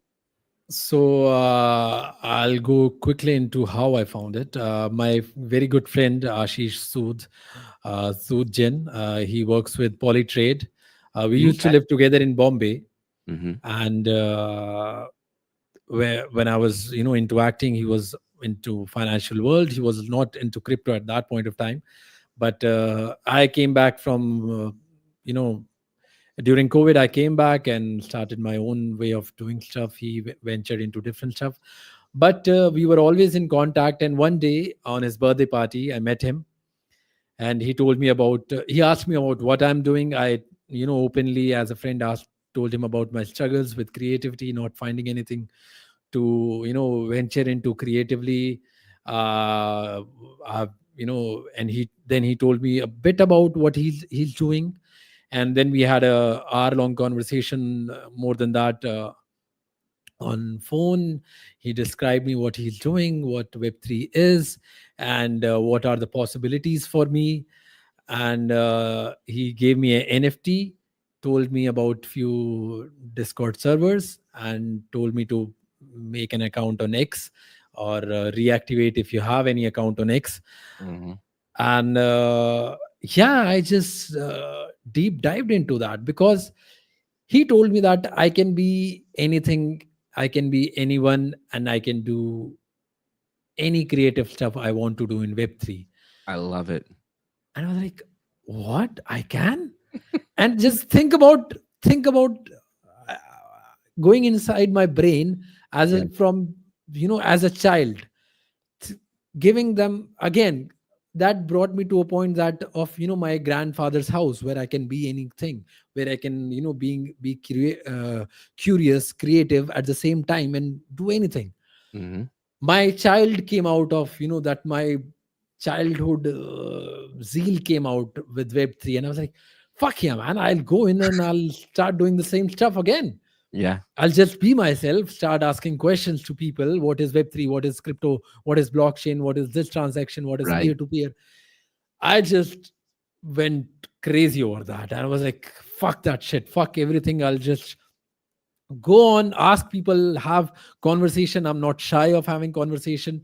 Although I haven't been a social person in the last couple of years. I'll break that wall down. I'll break that shyness down. I'll be open. I'll try to be more myself. I'll reinvent, or just get myself back into that groove of being creative and curious. Right. and and I'm glad and I'm blessed, again going back to gratitude, that I was able to have conversation with amazing people like Kermit, Leon Aboud, Bausa, and all that happened in my first couple of weeks. And now, Okay. So real quick, yeah, how do you get because I know those guys. I've had Leon on my podcast. yep, I know But they're that. no small potatoes, right? Yep. How did you do it? Because some So people are very interested in this, right? This is this is Web3 101. What did you do? Tell me how that worked.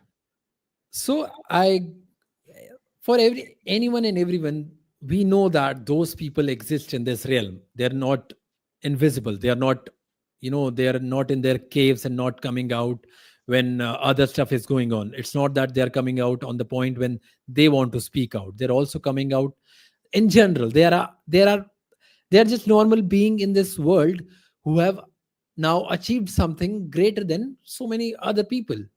So they're not special in the sense how so many people entering into web3 things, that oh, it's Leon, it's Kermit, we cannot, you know will never be able to talk to them, will never be able to reach to their level.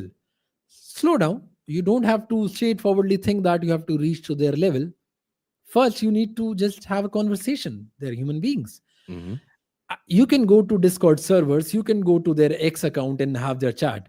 So I was on Discord server that is being run by Kermit, Crypto Kermit, Yeah. and he's with Unfungible, and Leon is also with Unfungible, and same as Bausa. I was on their Discord server. Kermit, I saw Kermit was drawing something on his iPad and streaming that. He was making crypto, there's pixel arts for various people in the cabal, Yep. cabal with the K, that I'm in on Discord, if you know. uh, so he was just sitting there, and I just sent, joined in the channel, joined in the VC, and he was drawing something which, for me it was like, yeah, why not ask this guy, what are you doing, how you're making this, why you're making this. And he was open. He's like, I love making pixel art, I have this sort of number of collection, I've made this, PFP for so many people.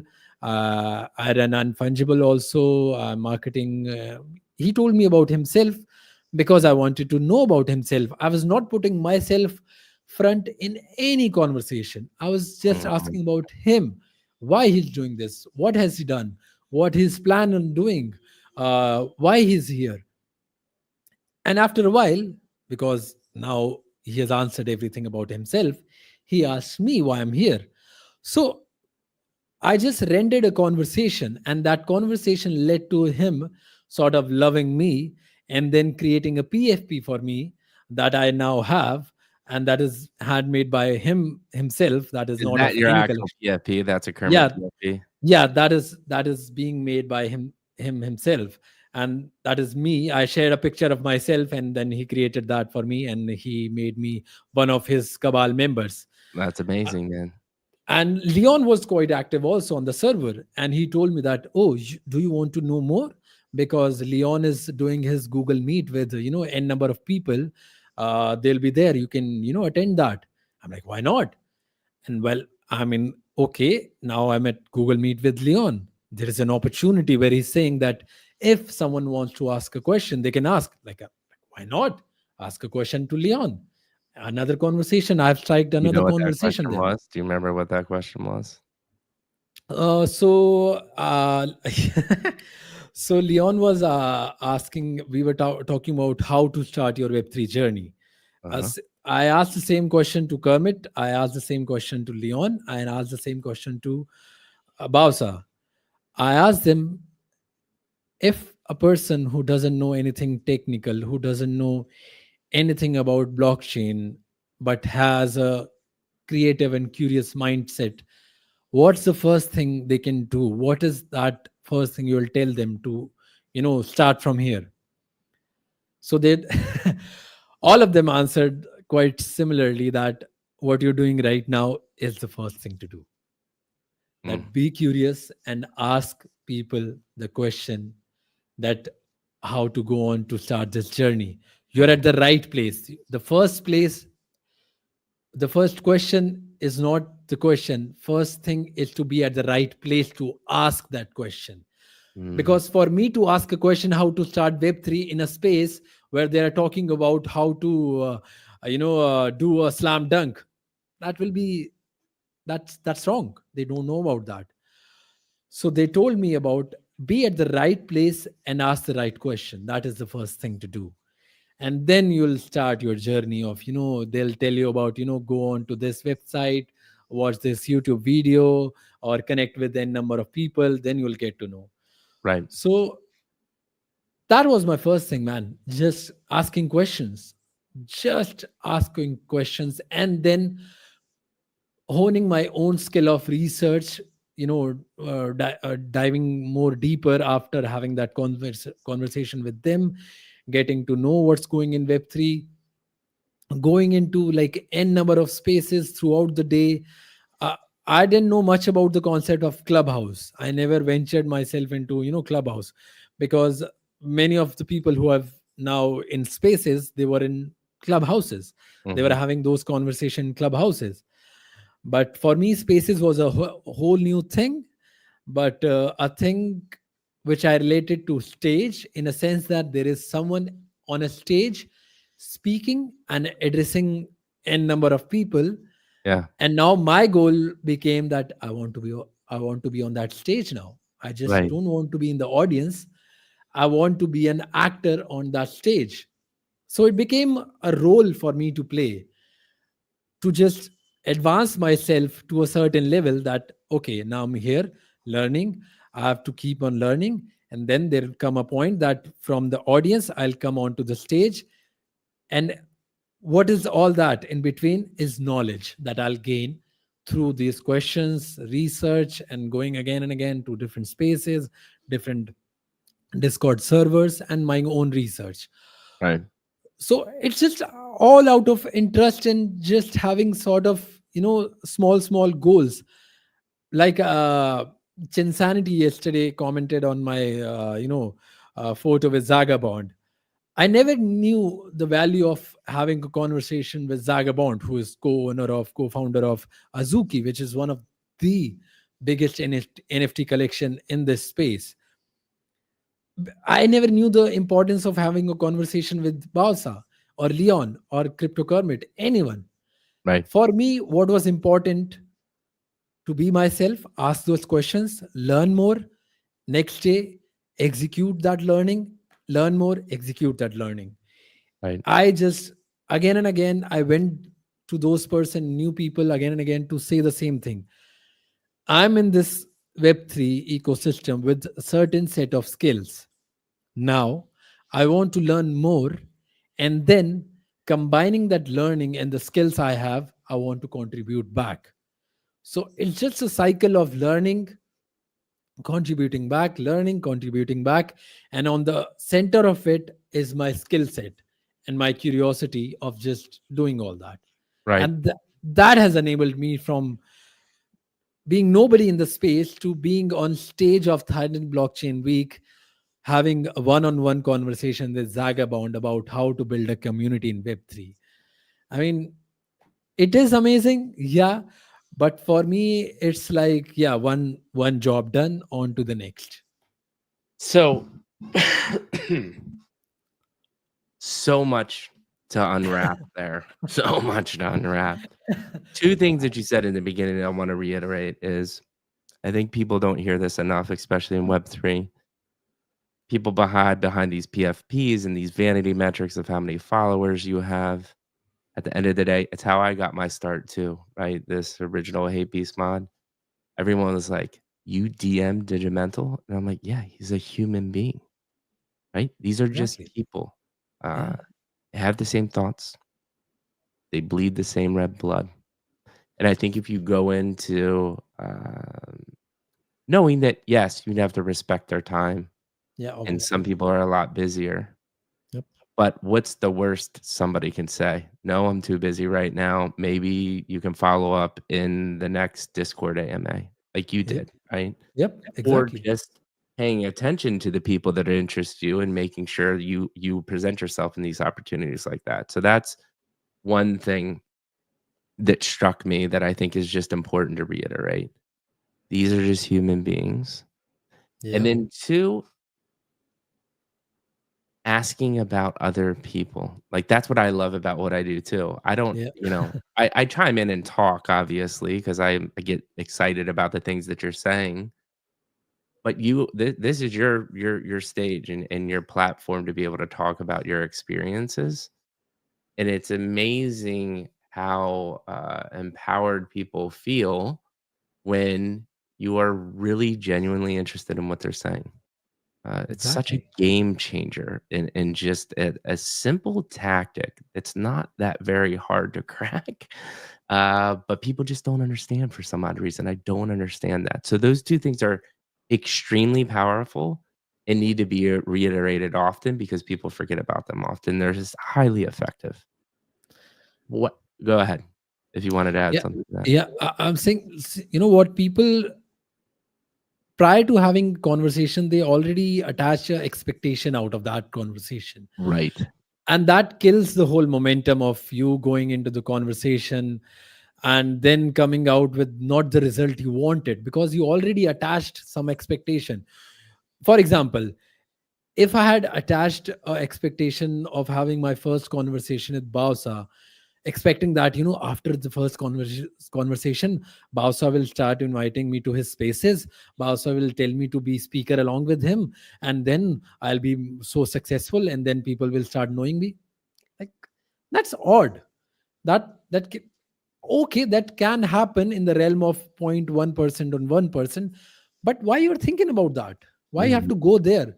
First have a conversation, get to know them, and present yourself also. Right. Don't attach anything else. Go with an open mind and have a conversation like what we are having now. Right. And after that, they'll have a time to reiterate what they had in the conversation. They'll think about you. It all depends on the conversation, not on your expectation. just Absolutely. think about just think about if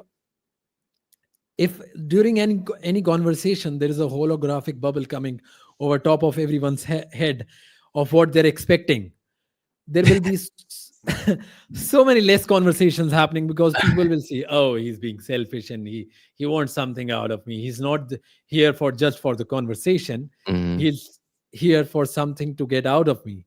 Right. And we get that there's no selfless deed, but Right. you have to be open about having just a conversation also, man. Come on. Yeah. Absolutely, man.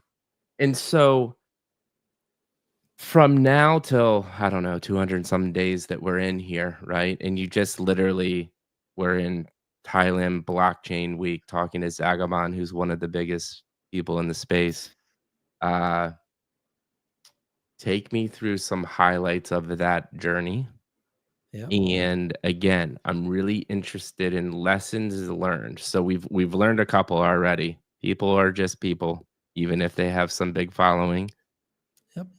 Be interested in people and ask them questions.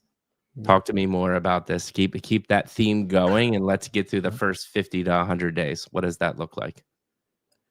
Yeah, so you have to understand what your goal is into moving into any new venture in your life.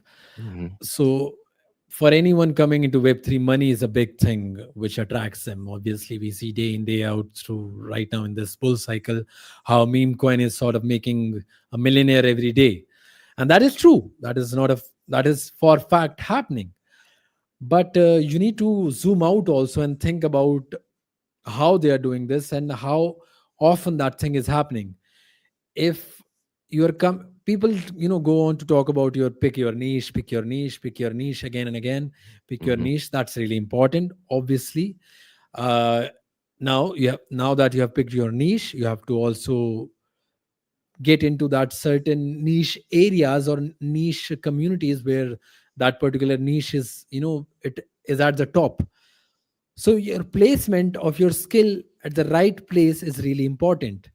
So in that way, I started to attach myself more with the communities where there were more conversations happening, because I was on the side of not of trading, or because I'm not coming with a big bag so that I can buy a pudgy and straightforwardly I'm with the pudgies, I'm rolling with pudgies.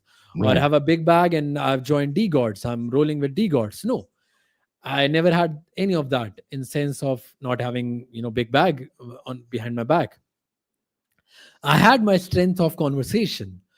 So through that power only, I became sort of uh, sort of a known thing in so many communities, not holding an NFT, but there is this guy who's curious, who is fun in having a conversation, who knows about stuff, who is learning every day and coming out with new knowledge and also spewing that out in spaces. It's not that this guy is just learning, he's also replying back to people on what's happening. So you have to, you have to know yourself first, and then go back and just keep on being yourself. So many people are coming into the space. It's so easy for us to play a different part because you have a PFP already. You are already creating a persona.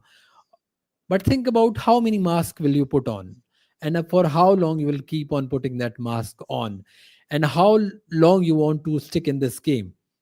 For me, it became quite clear when I started counting my days that okay, I'm counting my days in the sight of, how long will I survive in this game, Right. or how long will I last. But it became so clear for me that this is the future. This is where I want to, give my life, give my, my time to. So I think that clarity is really important. If that clarity Mhm. is not there, you won't do anything. You'll, if you're coming in just for the, even just for the money, you have to have a clear vision of how to make that buck. You can't even in trading in meme coins, you just cannot sit all day, all night long, and spray and pray, and I'll win because meme coins are pumping. I'll become a millionaire. No, what after that? You have that money. What after that? Mhm. But for me it became so clear that even if I'm able to bring a big buck on my back, I know now that I want to give back also. Communities like now district, where I know I have been able to meet so many beautiful people to whom I can give back my skills, and in time also my money and whatnot. So that's the beauty of Web3. People are limiting themselves in knowing what Web3 is really. They are Mhm. seeing that, there's just cryptocurrency, there is just token, there is meme coin. Oh, there's so much more. There's so much more. Right. This conversation, this is in the realm of Web3. But for many, they'll think that, oh, this is not Web3. What I'm gaining out of this. But we are doing this in Web3. We are doing this because there was a community called district which enabled us to come together and get to know each other and have this conversation. Why Mhm. people are forgetting that? Why people are just sticking with money? Oh, man, you're And giving me goosebumps, my man, because this is Web3. And so I wanna ask this simple question to kind of follow up to this. What does Web3 actually mean to you? oh, for me, Web3 is just a big new ecosystem of people trying to connect in new ways. This is just a new way for people to connect. This is just a new platform for people to connect. Because anything and everything in this world, or any invention in this world, has only enabled people to connect first and then do anything else with that. Mhm. Any business which has been found, or any big discovery after that has happened because there was a platform which enabled people to connect, those ideas to come together and then build something new. So for me, Web3 is just a big platform for people like you, people like me, to come in and just dive into all that they can and make something beautiful out of that. Right. Be it an NFT collection, be it a community, be it a token, be it a DeFi app or D app, be it a AI agent, anything. It's all happening because people are able to connect on a platform that is Web3. Yep. We're talking about some serious content right there, brother. You just dropped that hard. I mean, that was a melody. That was a melody, and it was beautiful. Alright, so Yeah. here's what we're gonna do, man. I am still a little under the weather, and we are approaching 11 PM my time. I know it's morning for Oh, you, yeah, it's noon but now. I don't wanna just cut it right now or cut it short right now. I'm really interested in Let's look at day whatever you're at, 250 something right now. Yep, yep. Now I'm looking at your pinned tweet. You've got really funny video that's filmed very well, by the way, like professionally looking video, Yep. right? You're doing creative, you're interested in creative, you've had spaces with hundreds of thousands of people. You just moderated a space with Zagabon. Looking back now, if you could gift 2 to 3 uh, pieces of advice based Mhm, on your journey of people interested in growing in Web3, and you can't repeat what we talked about already. mhm, mhm. Uh, and it doesn't have to be advice, impactful Uh-huh, moments, like aha moments for you. uh-huh. Can you share those for me? Yeah, man. So anything anything related to money always excite a human being. That's quite true to nature now that we know of. But I somehow in the past didn't align myself a lot with money. I used to think money as something which is evil, in the sense that that's the root of every problem. Be it true on anything. Uh, when I received my first sort of call it a paycheck in Web3, it excited me that being in India, I'm able to earn in a currency which is of higher monetary value, and I earned that by doing just an hour of space. Mhm. So just to, I won't let out the name of the space or anything, but I did a hour long space, and that gave me $350. I don't know how much is that for anyone. It might be nothing for someone, but for me, earning $350 after doing just an hour of space or something which I love just gave me like sort of burst a bubble idea bubble, like what the fuck. So you I you love can when you do say that. I don't know what it is about you saying "what the fuck," but it makes me giggle every time. so where I'm getting at this now, we want to earn money, and I was able to earn money. I have Since then I have been able to earn money through different similar things later also, not just one time. But you need to understand, you can only earn out of something to which you are giving yourself. Anything else, nah, you're not. That's just happening. Okay, a random I'm so sorry. It boils down to your choices and decisions again and again, again and No. again. It boils down to that. Right.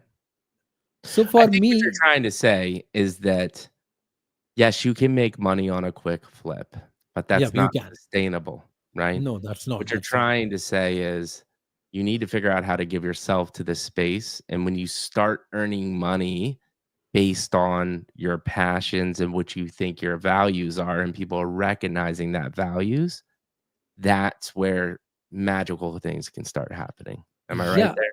yeah. That is one spark which has happened, that you've earned your first buck.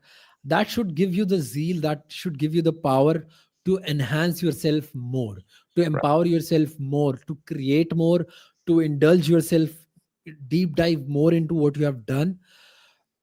Because for when you go for a job, you know that every month I'll do certain stuff, and I have to come 9 to 5, do the same stuff, I'll get the same buck. But in here, when you have achieved your first paycheck for doing this much, think about, you have achieved this much for this much, because this was the research and this was the knowledge you gained to earn this. Now think about, when you have done this much, you'll earn how much you'll earn then. And then just think on compounding on your knowledge, and then converting that into a transactional amount for yourself. Yeah. Your first paycheck is a joyful moment, cool, but it's also a moment for yourself to reflect back and answer your own question: how did you do that, and Right. how can you make more out of that? Pick that first paycheck, get to know how you got that, and just double it, double your work you did prior to that, double your indulgence, double your uh, interest, double everything, and you'll earn more and more and keep on earning more. It's just Right. that you have to keep on going back to that one thing where that hammer, dropped down, because that was a sweet spot, and you have to go again and again, again and again, again and again. But what I'm also hearing you say, though, is that the money can't be the reason why you're going again and Yo, again and again and again, no, no, no, right? no, It's no. finding what it and how I put it is, what is your superpower, right? Yeah, yeah, exactly. What is your superpower? So I tend to give my these mental illnesses. I tend to call them my superpowers, because they are sometimes they overpower me, and sometimes I use them as power to enhance my learning or myself. But you have to understand that anything and everything in life is just not happening. It's not Right. blah, it happened. No, that kid who made that buck on that meme coin, just that didn't just happen out of nowhere. It's a cycle which is happening. Meme coins are trending, and he was just one of the guy who took a chunk out of it, and then many people took bigger chunk out of that same token. So you need to understand that it's not. I'm going places, I'm so sorry. No, it's okay, man. Yeah, again, my This like, this is your right platform, brother. right now I'll tell you, I can feel that some sort of electrical impulse is going through my hand and everywhere when I'm even speaking about this stuff. You're so That, excited. yeah, it is exciting, and you have to stay excited. You cannot be in web3 and be bored about web3 and be, go out and speak about anyone else about web3 in a way that, yeah, I'm in web3, yeah, I'm trading, and yeah, I'm doing crypto. Nah, dude, there's so much more. You have to stay excited. If you're not excited, you won't. You have to bring that, man, forward, to bring web3 forward. As simple as Love it. that. No, and I think it's beautiful insight, man. I think you said a lot of really interesting things there, and I think the excitement, the passion is absolutely it. But I preach this from day one, and it's why it's taken me longer. But the fruit and the light at the end of the tunnel is just going to be so much grander. I've been doing this for years, right? But the connections that I've built are second to none, and they're all founder level. And I have a network that is just slowly building over time. And that value has been, I've made lots of money in the past, right? And I'm continuing to figure out how to hone my pitch and try to figure out how to continue to make my stamp in the space. But what you said is, I know what my superpower is, and now it's just honing on how to pitch that and make people understand the impact of what I offer, right?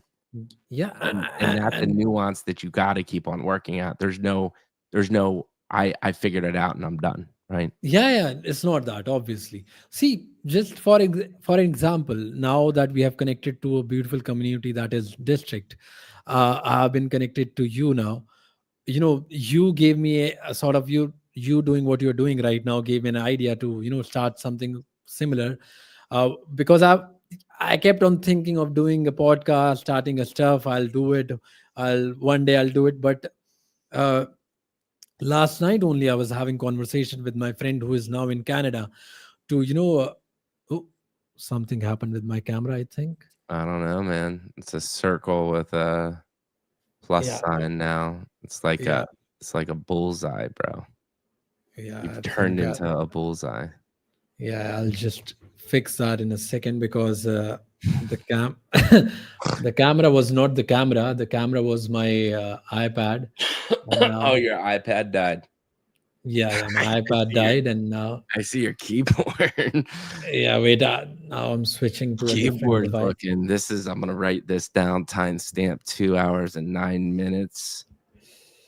And Digital now, camera dies. Let's make a blooper reel. yeah, my camera died, and now when I'll be switching on the camera, you'll be watching me from a different camera angle Can somehow. I get can I get an F-bomb in your digital voice? Because that'll make a really good clip. Like, what the What the fuck, man? This is perfect. This What is the fuck? perfect. So, Oh, we can finish. I mean, it's okay. yeah, I, Oh, look, there you go. Holy shit. yeah, They yeah. got a I'm new on. angle and everything. Yeah, I have to switch on to different camera angles and different camera altogether now. Yeah. So, so sorry this is happening. No, that's not good, man. So Uh, you're thinking about buddying podcast Canada, and yeah, it's yeah. all because of just connections we've made in Web3, right? Yeah, just through my connections, through my indulgence and involvement in Web3, I got to involve myself more into what I want to do, Right, because I'm, it should start from you, then only someone will come from other side to give you something. right. Now I know that I have placed myself into this big community that is of triple one and district. There's so many amazing people, and I think every day that so many things we can do together. I can go on to shoot something with you when I can visit you in the states with JR, Hell yeah. with Chris Topher, and with Keela, and so many people. I keep on thinking so much stuff I can build on, which I know will happen eventually going forward, which will happen. And all of that is happening because I want to do that. Right. So it's up to you what you want to do, then only you can do stuff. Otherwise, yeah, you sit and imagine stuff. Dude, I love it, man. I mean, that's a great way to kind of capstone this. So what we're gonna do here, brother, I always have one question at the end. You've probably heard it and know what's coming, but before that, I want to know what is in store for the next 3 to 6 months for digital. What excites you about things that you're working on in Web3? What excites Mhm. you about in the Web3 and industry in general, anywhere you want to go? But what I'm interested about is the future for digital. First of all, I think if I make it clear publicly, that will be more than efficient for me also to have my mind clear. I want to make money. Yeah, I want to earn. yeah, I want to earn a lot so that I can go and visit places and make my loved one also visit places, and so that I can come and visit Mikey, you also, and other lovely people. I want to make money, and how I'll do that is how I'm doing stuff right now. Keep on doing what I'm doing. I'll get more content out. I'm trying to learn more about other areas of Web3 also, and because when I get to host people, I get to learn about new projects, and through that, I'm learning new areas of Web3 also. right. So I'm indulging myself into that also, and for sure there'll come a time that, because I'll tell you one thing which I love and which I want to have in my life, sort of a goal or dream, to hear out my name again on a stage. When I'm on a Mm, stage and people are calling out my name, yeah, I had a sort of a you know taste of that when I was with Zagabound on stage. yeah. When they called out that we have speaker on stage with Zagabound, we have DigitalSach. And when I was stepping onto that stage, I was like, it's coming back. It's coming back. There's a Yeah. little bit of the ego playing back in there, huh? Feels Not, good. no, it's not ego, not just ego. It's a feel good factor. It's like having the taste of your favorite meal, you know? Yes, yes, yes. No, no, no, I know, but part of that comes from satisfaction that you're getting recognition, Yeah. Yeah. which is part of it's a version of ego, maybe. I don't know. Maybe you could call And it something else. no, no. Maybe I'm wrong there.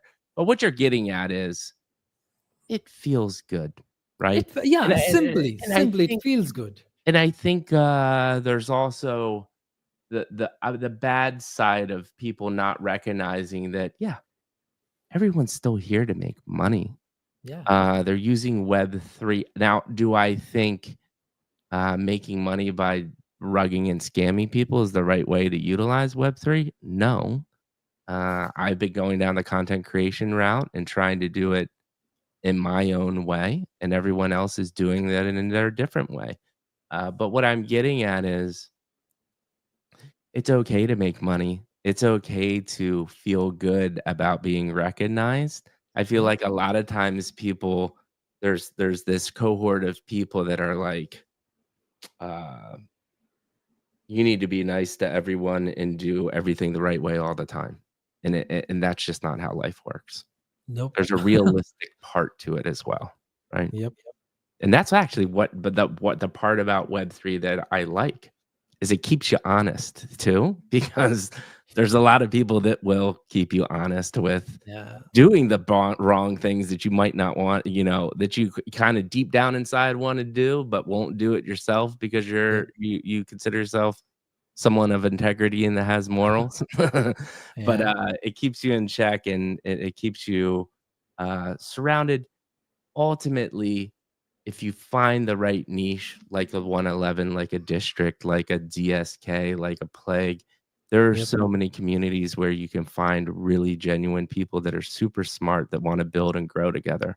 That's what I've found out the most is just like the most ambitious people that are willing to take a chance and try to build something. And it doesn't work out 99% of the time, but I've met a core group of people that I know I'm going to be able to build with for the rest of my life, no matter what the hell it is. We're going to build, Yep. and it's going to be Yep. awesome. Yep. And that is my goal to be around with those people who wants to keep on building throughout their life, not just people who are there for the temporary pleasure of stuff. Because I want that name. I want that people recognizing that name, digital such, or even calling out digital sack if they don't know the pronunciation. Right. But I want everyone to know that name. I want everyone to call out that name with joy. I want everyone to speak out and say good things about me.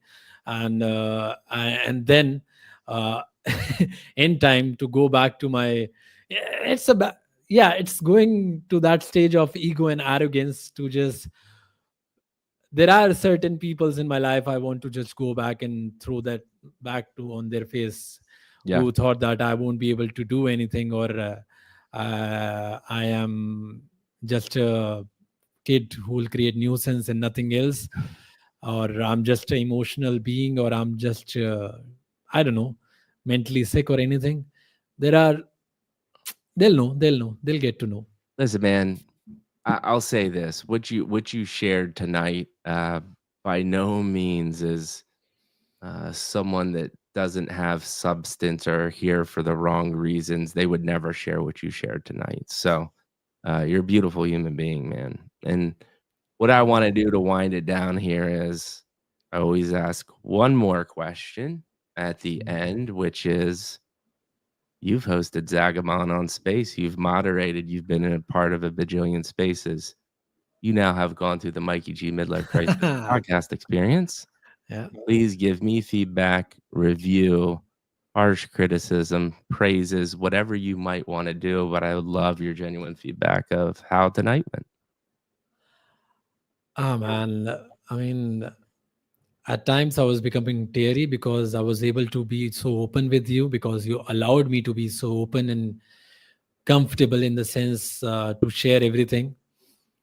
It's not easy to you know come out and speak about your experiences and w- whatever you have gone through life, and you have gone through so much that I have gone through. Mhm, Uh, but thanks to you that you have made me so much not comfortable at this point while we were doing this, but even prior to that, building up to the stage. And I know you do that with everyone, and everyone says the same, that you make them comfortable. And I think that's the most beautiful thing in any conversation, that if there is someone who's ready to listen to you, and also after listening, pick out things to ask back. mhm, Because listening is one thing, when you are being a keen observant of stuff, and pick out stuff, and question back to know more. It's quite similar to who I am. So that really that's really beautiful of what you have done Thanks, throughout this man. podcast, and what you kept on. I know you'll keep on doing that. And yeah, I know for us couple of hours is not enough, we can go on to talk more. And that's the beauty, that you are making me so comfortable that I can go on to talk about anything and everything for, I don't know, a number of hours. That is because of how good you are. And that's beautiful, man. That's a gift, I think, that to be such a personality that you can allow people to keep on talking. Thanks, That man. doesn't happen with a lot. Yeah. Yeah, and thank you, because that's exactly what I go for here, and coming from a just a good dude like you, it means a lot, and I think just like anything, like we've talked about, right? You gotta figure out what your passion is. You Yep. obviously can tell I'm deeply passionate about this. I just Yep. love people, man. I freaking love people, and I think it comes from my mom and my upbringing and just how critically important she's stressed on, uh, people are good, inherently good, Ah, and yeah. if you listen to them and understand them, you'll figure out why they are good. And again, to like, that we've talked about too, though, you work hard at it. I've been doing this for years, right? Yep. I've not been as good as listening and asking questions that I was 2 or 3 years ago. And it's a skill set too, right? I think people so often think, "Oh, that person has become or is just good at that." And it's like, "No, I've thousands of hours I've spent in Yeah. front of this mic talking to people all over the world." But the fact that you get that and it resonates with you, that's literally my goal, is to make you feel comfortable and to share stories. So, thank you, man. You gave me the best feedback that you could ever give me. And I always Um, like to go with closing comments. I usually would stay a couple minutes after this, after we go off air, but I'll hit you up on Discord because I always do a follow-up call with everybody. So I wanna do a follow-up call with you, but I'm gonna shut it down, and I need to go to bed. My throat's hurting. no, no, man. And Take but rest, it's man. been a beautiful conversation. We've gone for 2.5 hours, bro. 2.5 hours, and it felt like 10 minutes. That's another thing, is that you're in your zone. Like, I'm in my zone, right? A lot of times I'm in my zone. I don't even realize how long we've been talking. It's very Yeah, difficult man.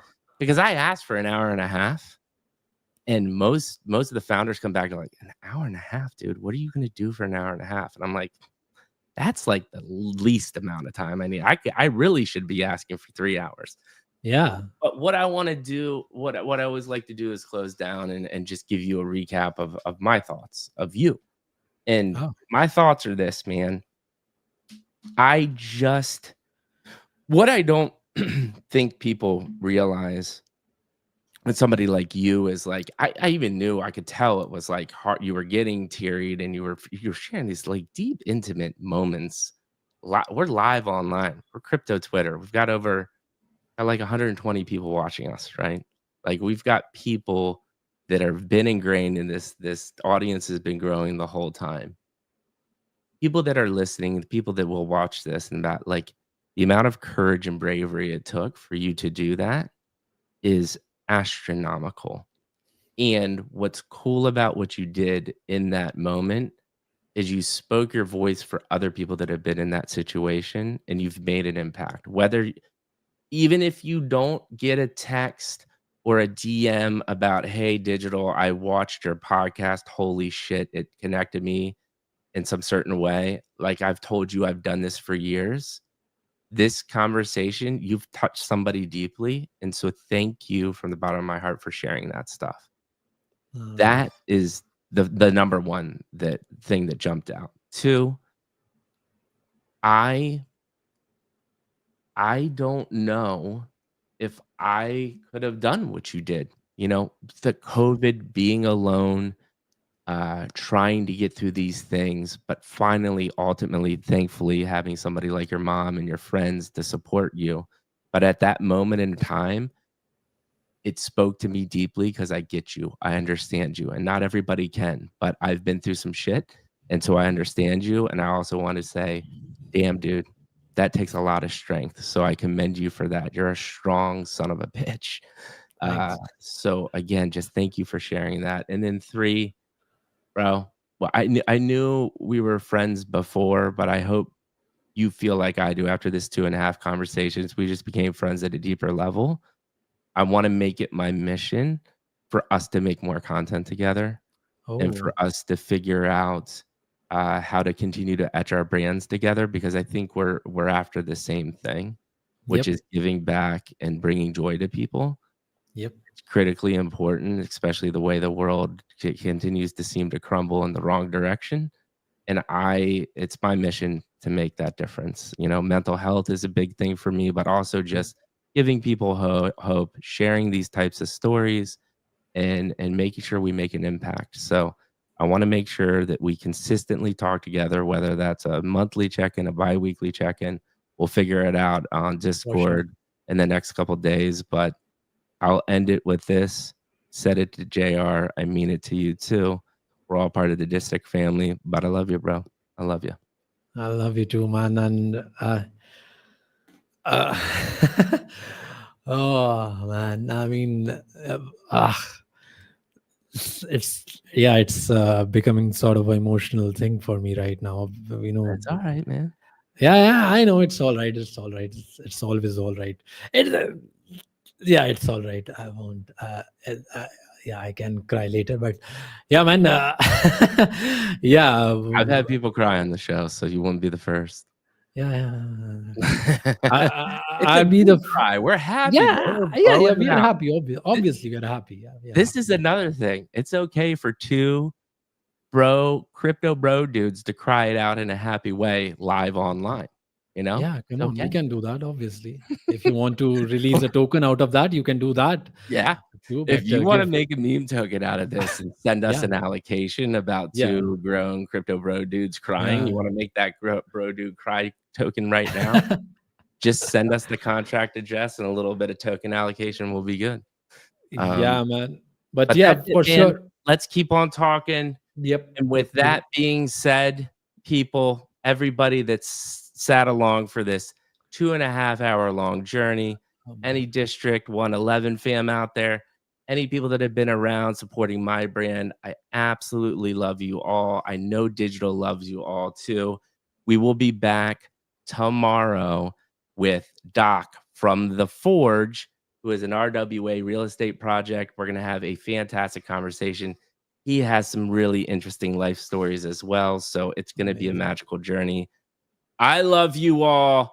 Digital loves you all. Mikey G, Midlife Crisis Podcast are out.